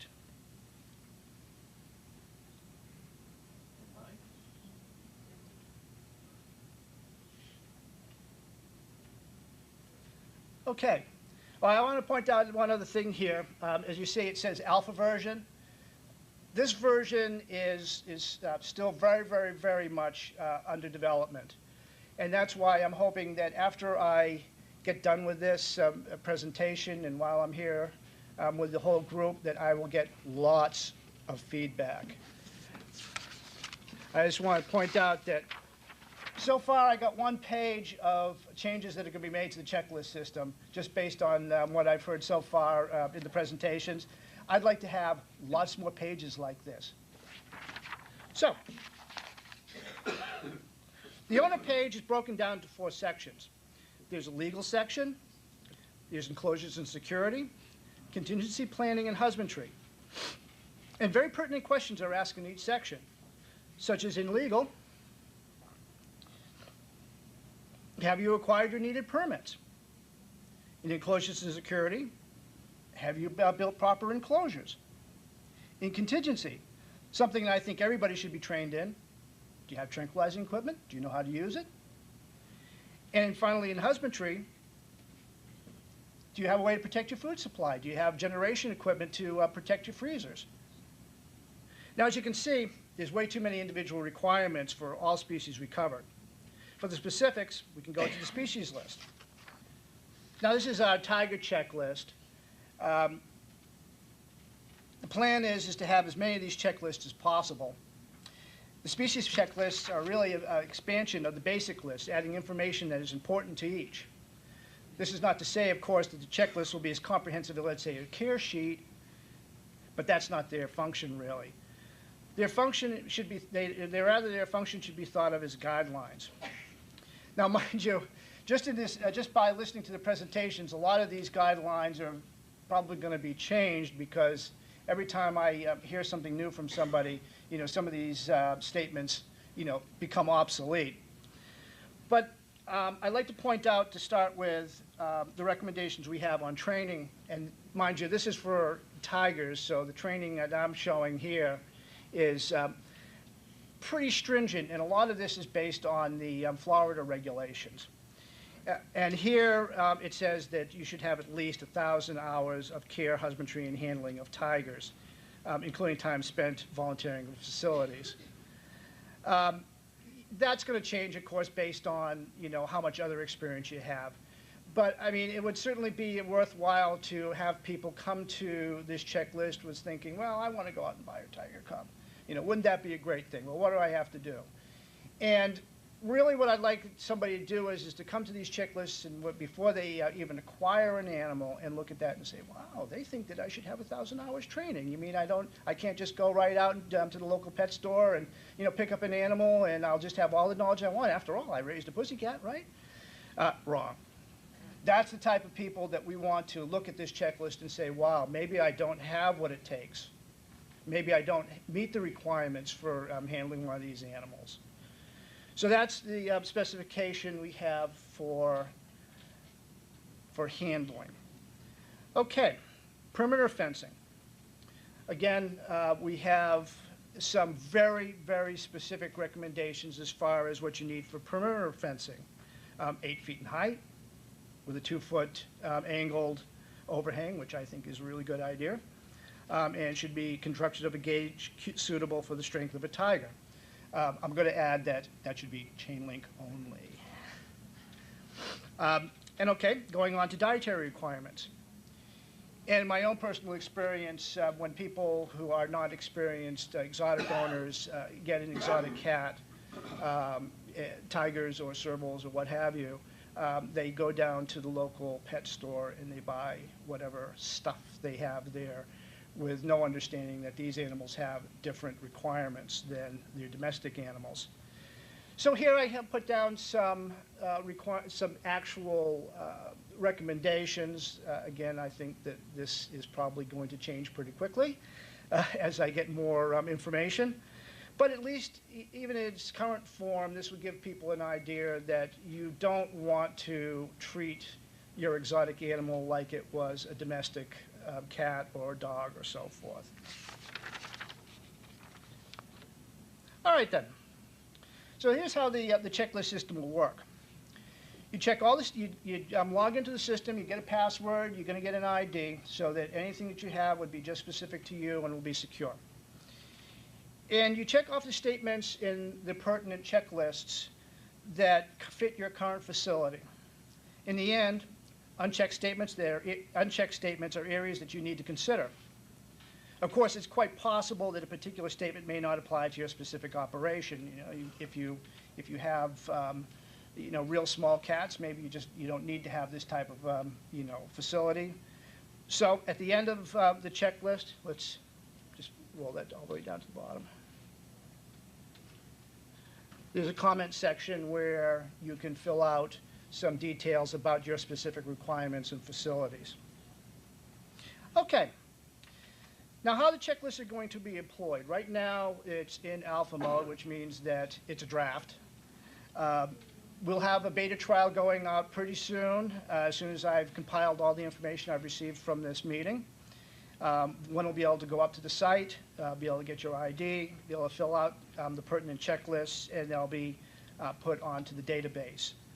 Then later, once we have a inspection committee and certification committee, then we'll give an official certificate of approval that will be reviewed by the inspection committee. Okay, that's the overview of the checklist system. All right, now stage 2 of the peer certification process will be on-site inspections. Now, details of this are being worked out right now, and I hope that it'll be operational relatively soon. However, as many have pointed out, this is a tricky process. The politics are going to be interesting, and for this project, the details will require careful consideration.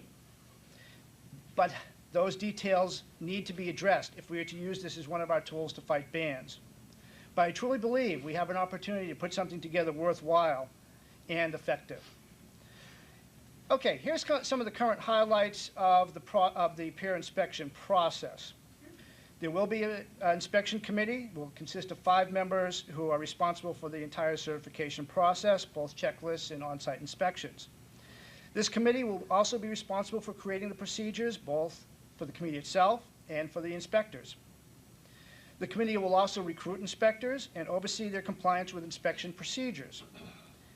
Applicants will pay for the inspector's visit, but there hopefully will be regional inspectors to keep expenses to a minimum. There will be a grievance and appeal process,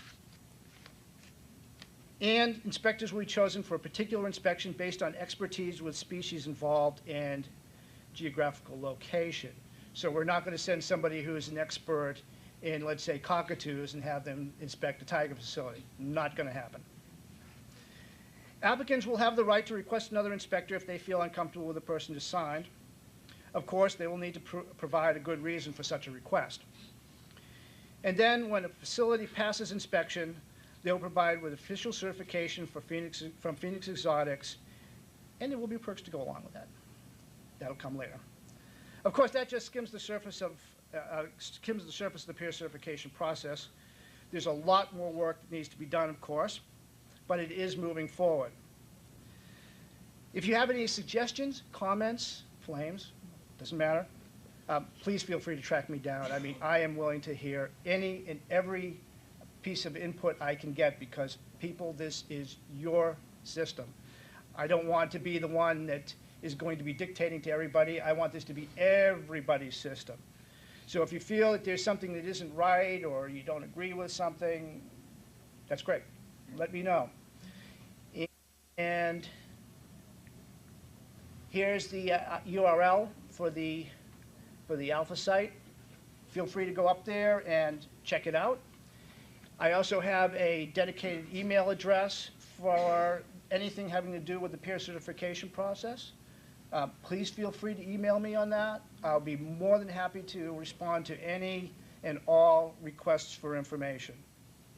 Okay, that's it, folks. It's your system. Let me know what you want, and I'll send it out. Thank you.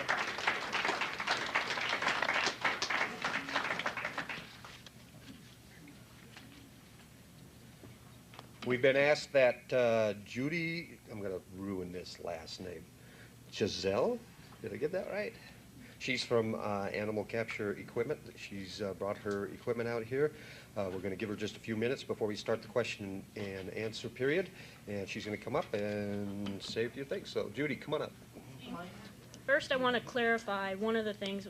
When I was asking the guy from the USDA about the information, is I want to know what the next step is for you guys to do. What can facilitate the communication between all of you?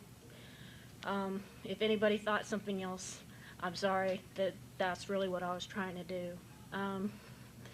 The other thing I wanted to answer is you have solutions. We have a solution for sanitation. A lot of the facilities that you sanctuaries are going into, you have to quarantine these animals. You don't know what kind of disease these animals hold. I'm sorry, I'm nervous. And you don't want to cross-contaminate to your other animals, the healthy animals. We have a system, it's a chlorination system that is hazmat approved against HIV, anthrax, almost everything besides mad cow disease. There's nothing known to kill that yet. That is available to you for a couple $100. It's about $1.50 a run per day, and it has had USDA approval, FDA approval. It will not harm the environment. It's EPA approved. Something for all of you that, if you want to care for your animals and you have any animals, any kind of problem, this is going to kill the kind of thing to spread the disease. So I have a solution for you, and that was the only thing I wanted to say. So 5 seconds, that's it. I think we've talked about the pre-license process. If someone wants a license, they submit an application, we come out and do an inspection, and they have to show their complete requirements with program of veterinary care, feeding, watering, shelter, shade, the whole 9 yards that are in our standards. Once they have a license, once they've qualified and paid their fee, they can get automatic annual renewal. All they have to do is send in their annual fee and form, and we have no way to say no. They could be a terrible facility and be extremely out of compliance. We can't automatically deny their renewal. We have to issue it. Next. Excuse me, do you, like on the exhibitors or breeders, do you expect them to keep a daily log on each animal that they have? It is not a requirement in our regulations to keep a daily log. We strongly recommend it, because if there's a problem, say with veterinary care, and there's no log, they can tell us they treated the animal, but they got nothing to show that they actually did. So it's a very beneficial practice, yes. Yes.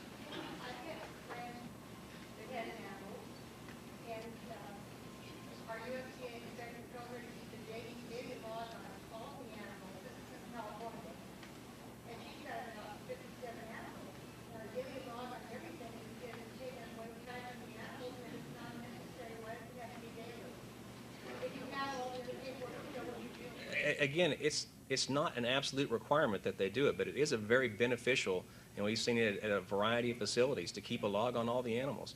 You can tell if a problem occurred, the animal started not looking right a week ago, you got that on a piece of paper. A week later, you can see it's either better or not better. So.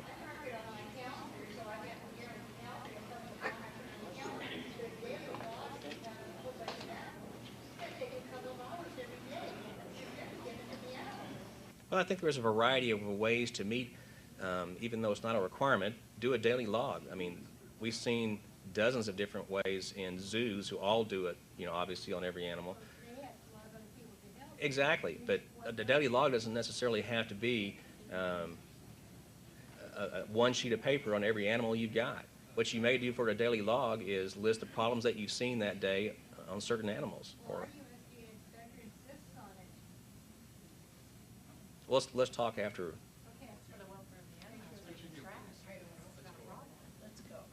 Okay. We do inspections based on risk. We've got a risk-based inspection system, and what this means is that facilities that are having problems or that we have many complaints on or have a past compliance history, we're going to inspect more frequently, maybe 3, 4, maybe more times than that per year.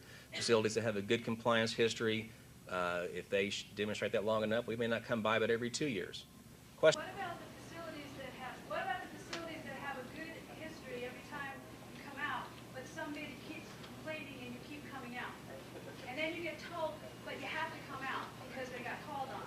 But there's never been a non-compliance, but you keep coming out. At what point does that end? At what point is that harassment? It's a difficult question. You know, we are basically ordered by Congress to enforce the act. If we get a complaint, we've got to be able to demonstrate that either is valid or not. If we've been to your facility and the complaint is about something that we saw within recent weeks, we shouldn't have to go again. On the other hand, if it's not something that we looked at the last time we were there, or it's been more than a few weeks, we may have to come back. We may hopefully just go look at a specific or focused area and not do a complete total facility inspection again. I understand it's a difficult situation for you. It's a difficult situation for us. We would rather spend our resources going to places that we believe we're more likely to find problems at. But if we get a public complaint, we are in the position of having to be able to say we checked it out and found it to be valid or invalid. What about the ones you find non-compliances but don't do much about? And then you keep complaining and you still don't do much about? And I would need examples on that. There's like a lot of non-compliances, there's never been a fine or action against them.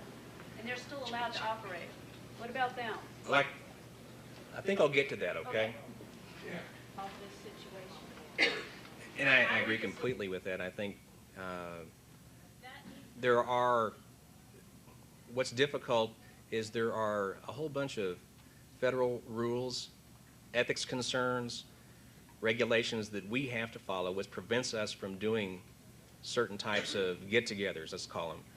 If the request comes from an industry group or from private owners that this needs to be done, that's the best way to get something to happen. How can we facilitate that? These are people that are responsible. These are people that want to care for these animals. These are people that want to be part of the solution, not part of the problem.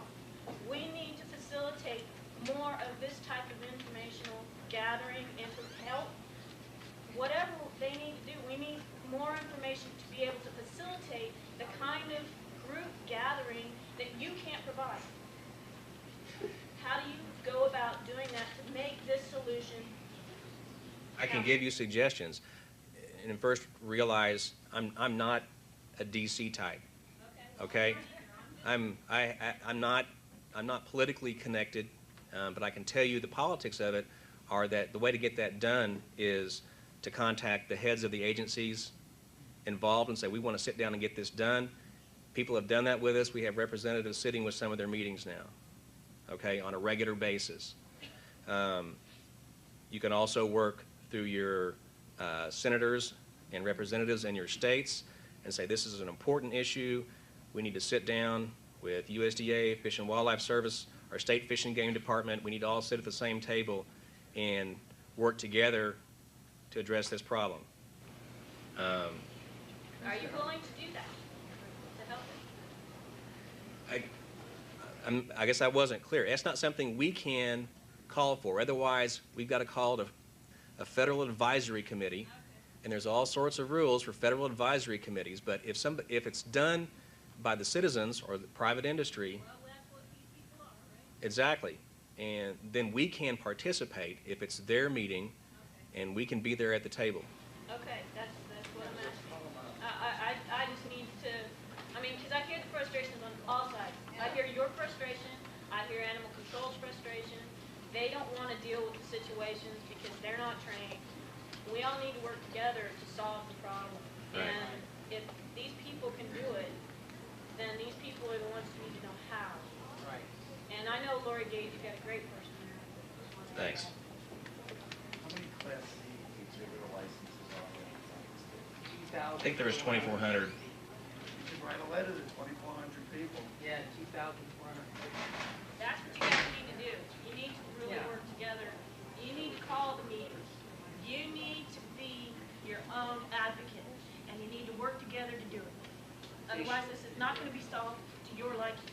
See, she sells the products I to sell what I products. need. I am not an owner. Yeah. Okay? See, I don't I'm want to not. buy no products I from her hear because I can't get my frustrations reptile. every side. And I will tell you, there is frustrations on every side, and there's foundations for those frustrations on every side. I don't think you necessarily need to be an owner to get involved. You're I seeing the know. problem, be part of the solution. Well, I'm gonna trying to buy be this- part I'm of gonna buy the a solution stick by from giving today, the but right it's not products. going to be used. Yeah, but too, the private owners are part of the solution as well as the problem. That's what But I this know there's meeting's all about. That's why we're all here. I Okay? understand, but this, I'm trying to get Phoenix is doing answers. something about it. That's what this meeting's all about. That's all, mine here is Okay, good. I'm concerned. I'm glad you're here. I'm glad everyone's here. He may not be the politician. Yeah, he's not the but I right think what one. Judy is trying to find out. We gotta is write we're here again. seeking a You're- possible He's answer, writing. and He's got part of the solution. do you have a California that say, you come by to then. us, and we can try to, and I think that's basically what Judy's I'm trying trying to to say, ask. listen to everybody, get everybody involved. Call these people, find out what their concerns are. You're not gonna solve the problem until you solve his concern too. You know, if you, Joe Blow, has a cat, wants a cat, you need to make sure that you get the USDA involved. You need your, okay, well, okay. 3 letters from veterinarians, zoological people, in order, and before you even get your state permit. Yes. There was a recent form you sent out asking about direct contact. Is there some agenda going on with regards to trying to define and redefine as to a certain age group, or with regards to tigers? Wait. I've seen this form come out. Is that something? What form? Information gathering of some. We were information gathering just on any incidents that had occurred over the last, I don't remember the period, I wasn't in charge of this information gathering, incidents that occurred with regard to photo shoots. Was direct contact. Right. Is there some agenda on direct contact that the USDA is instrumental on, that they're trying to redefine it, or maybe limit it to a certain degree of age group or weight or class, or Not at this point, no. so it's not being considered at all? I wouldn't say it's not being considered at all, but we'll have to look at once we get all the information in to see if we do anything like that. It'll have to be a new or proposed rule and go through the public comment period as a regulation, which is not a quick process. And I heard they were gonna address that. In the Yeah, that's last what I 6 was hearing months. too. In the next 6 months, they were gonna start to work on something like that. A proposal. What? I heard that in the next 6 months, they were gonna try to work on that type of proposal with direct contact. What you need to understand is if we start working on it in the next 6 months, it'll be, 2 years, so. well, it's been taking 5 or 6 years for us to get through the process. We have to go through all sorts of clearances, and every change that we make has now been classified as a critical change, so we can't get any quick clearances. So making a new regulation in that manner takes years and years. Now, if we get a court ruling or a change in the law from Congress, that can happen faster. I think I'm told I'm out of time. If you guys hold your questions, so he can lead his presentation. Is that all right? Sure. All right. I'll try to go quickly. Talked about the risk-based inspection system, which is what we base our frequency on. The inspectors have a minimum frequency that they come up with for each facility. Doesn't mean they can't go more often. Our inspections, except for pre-license inspections, are unannounced. So you shouldn't know when your inspector comes by. I'm sure they always come by at the best possible time. We don't expect facilities to be perfect. There's no way they can be perfect. If we wanted to look at every facility and find cobwebs on the food container, whatever, I'm sure we could. What we look for, if we're going to do anything as far as enforcement action goes, is a serious violation, something having a negative impact on the animal, or repeat or chronic problems of the same kind, which indicate to us the facility isn't being taken care of. Warren? Our enforcement action is limited. We can do one of three things. If we have to go through the court process to do it, we can issue a civil penalty, which is a monetary fine. We can issue a suspension or revocation, which is permanent disqualification from having a license. We have to go through the Administrative Procedure Act to do that, and that's to give all American citizens due process. What this means is we have to gather evidence. We do that through a formal investigation. If evidence is there, serious violations, we'll file charges. We request a hearing. You can just go on down the list. There's all sorts of responses. The lawyers are involved. The hearing happens probably about a year to year and a half after the violations occurred. So if there's no appeals, we probably come out with a decision if we're going expediently in about a year and a half. So it's not a fast process. And it is set up to provide people due process. The one thing that we can do more rapidly is confiscations. We have the authority to confiscate, and this is based on a state of unrelieved suffering due to Animal Welfare Act violations. And we do confiscations. We do have to give the person a formal notification. We've seen this problem. You've got 12, 24, 48 hours to correct it. You come back. If it's not corrected, we'll seize the animals. If we seize animals, we have three options under the law for how we can place them. We can place them with a licensee or registrant in good standing. We can place them with someone or some other facility.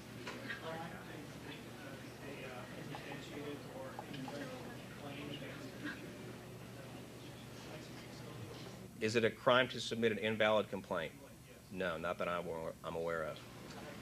If you continuously get a non-compliant complaint and it seems to be within a one-person, two-person spectrum that continuously does it, would you not do a role reversal type of thing and say, is something wrong or out of kilter here, that it's a continuous thing?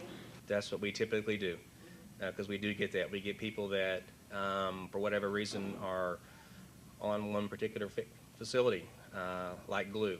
And when we get numbers of complaints from those people, we tend to respond back that, yes, we were out there 2 months ago, this was not a problem, we'll check it again in our next routine inspection. That's not always the case, but yes, we do get that, and we try to, I mean, it's to our benefit as well. We have limited resources.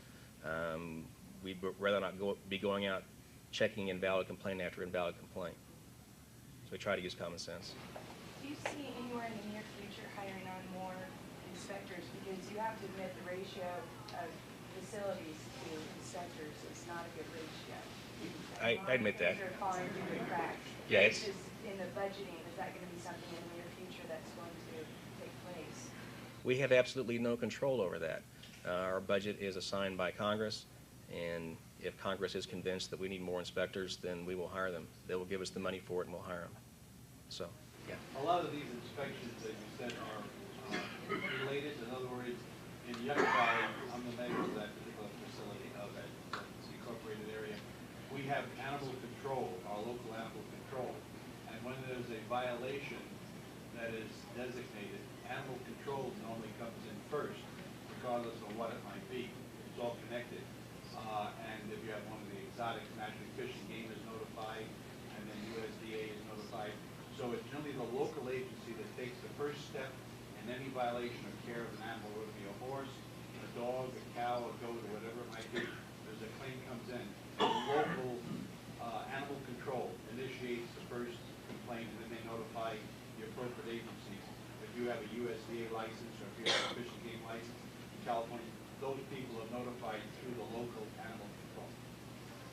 So there you got, you know, and they're the ones right at the scene. Right, exactly. Yes? I've heard rumors that there has been some recent tightening up on who is being granted special Class C licenses.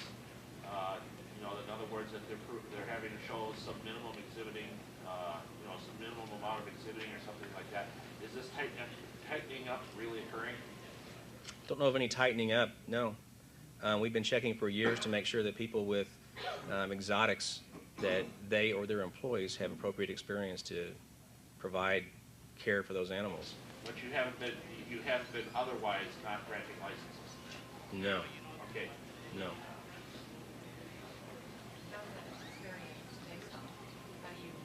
What do you guys decide is proper experience for someone? I was hoping you wouldn't ask that.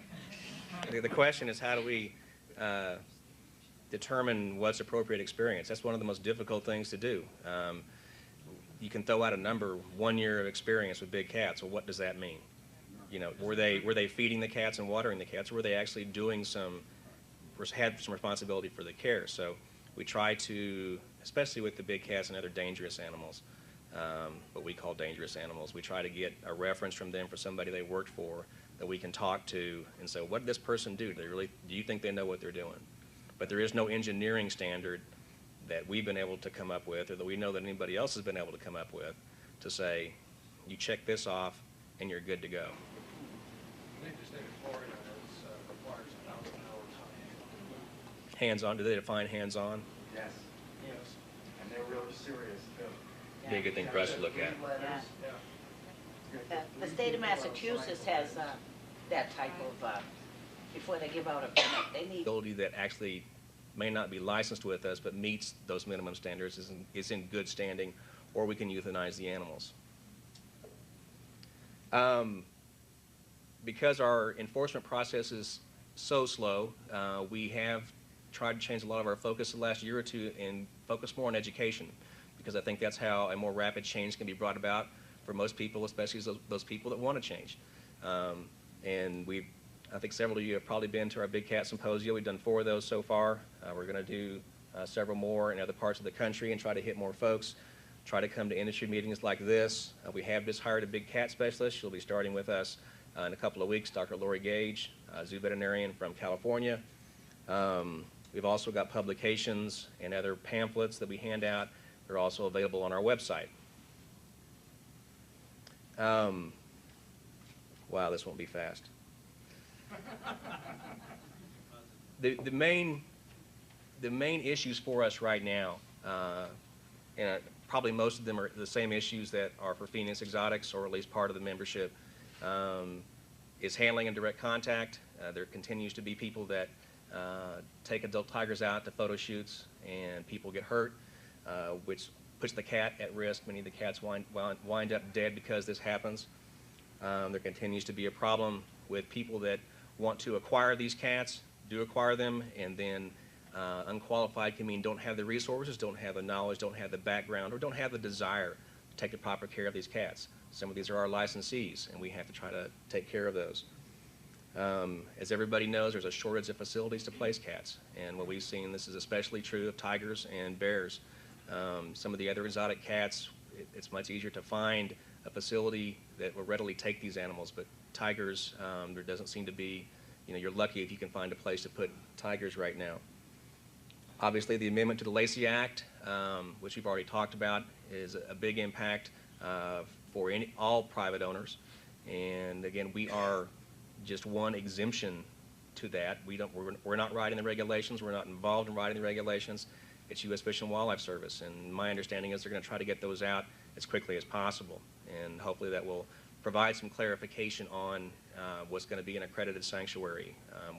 What are the small details that go along with this thing. So, and then the last issue for us again is we're going to try to continue and build on our education efforts, and hopefully with more big cat meetings, and if we identify other needs for that, or if you guys can identify other education needs that you'd like to hear from us, we'll try to take care of that and do some of that for you. Just a plug for our website. You can get almost every publication we have, facility lists, order forms.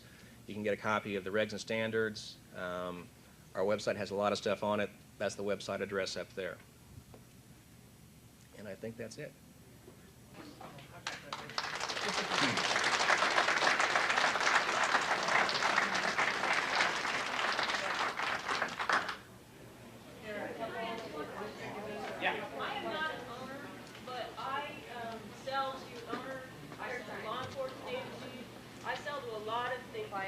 Everybody's working I hear a lot of frustrations on all sides, from the private owners who don't want the regulations because it's a pain in the ass. But I see the need for it, okay? That's probably negative to hear, but I see the need. We don't need the puppy mill type situation in Big Cat. Right. We don't. You are doing the right thing by coming to me.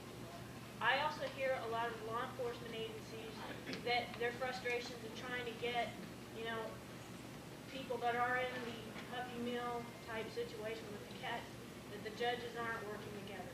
We need to get all these agencies together. Is there a way to facilitate that? Because there is a need, not just with you, because you have a limited amount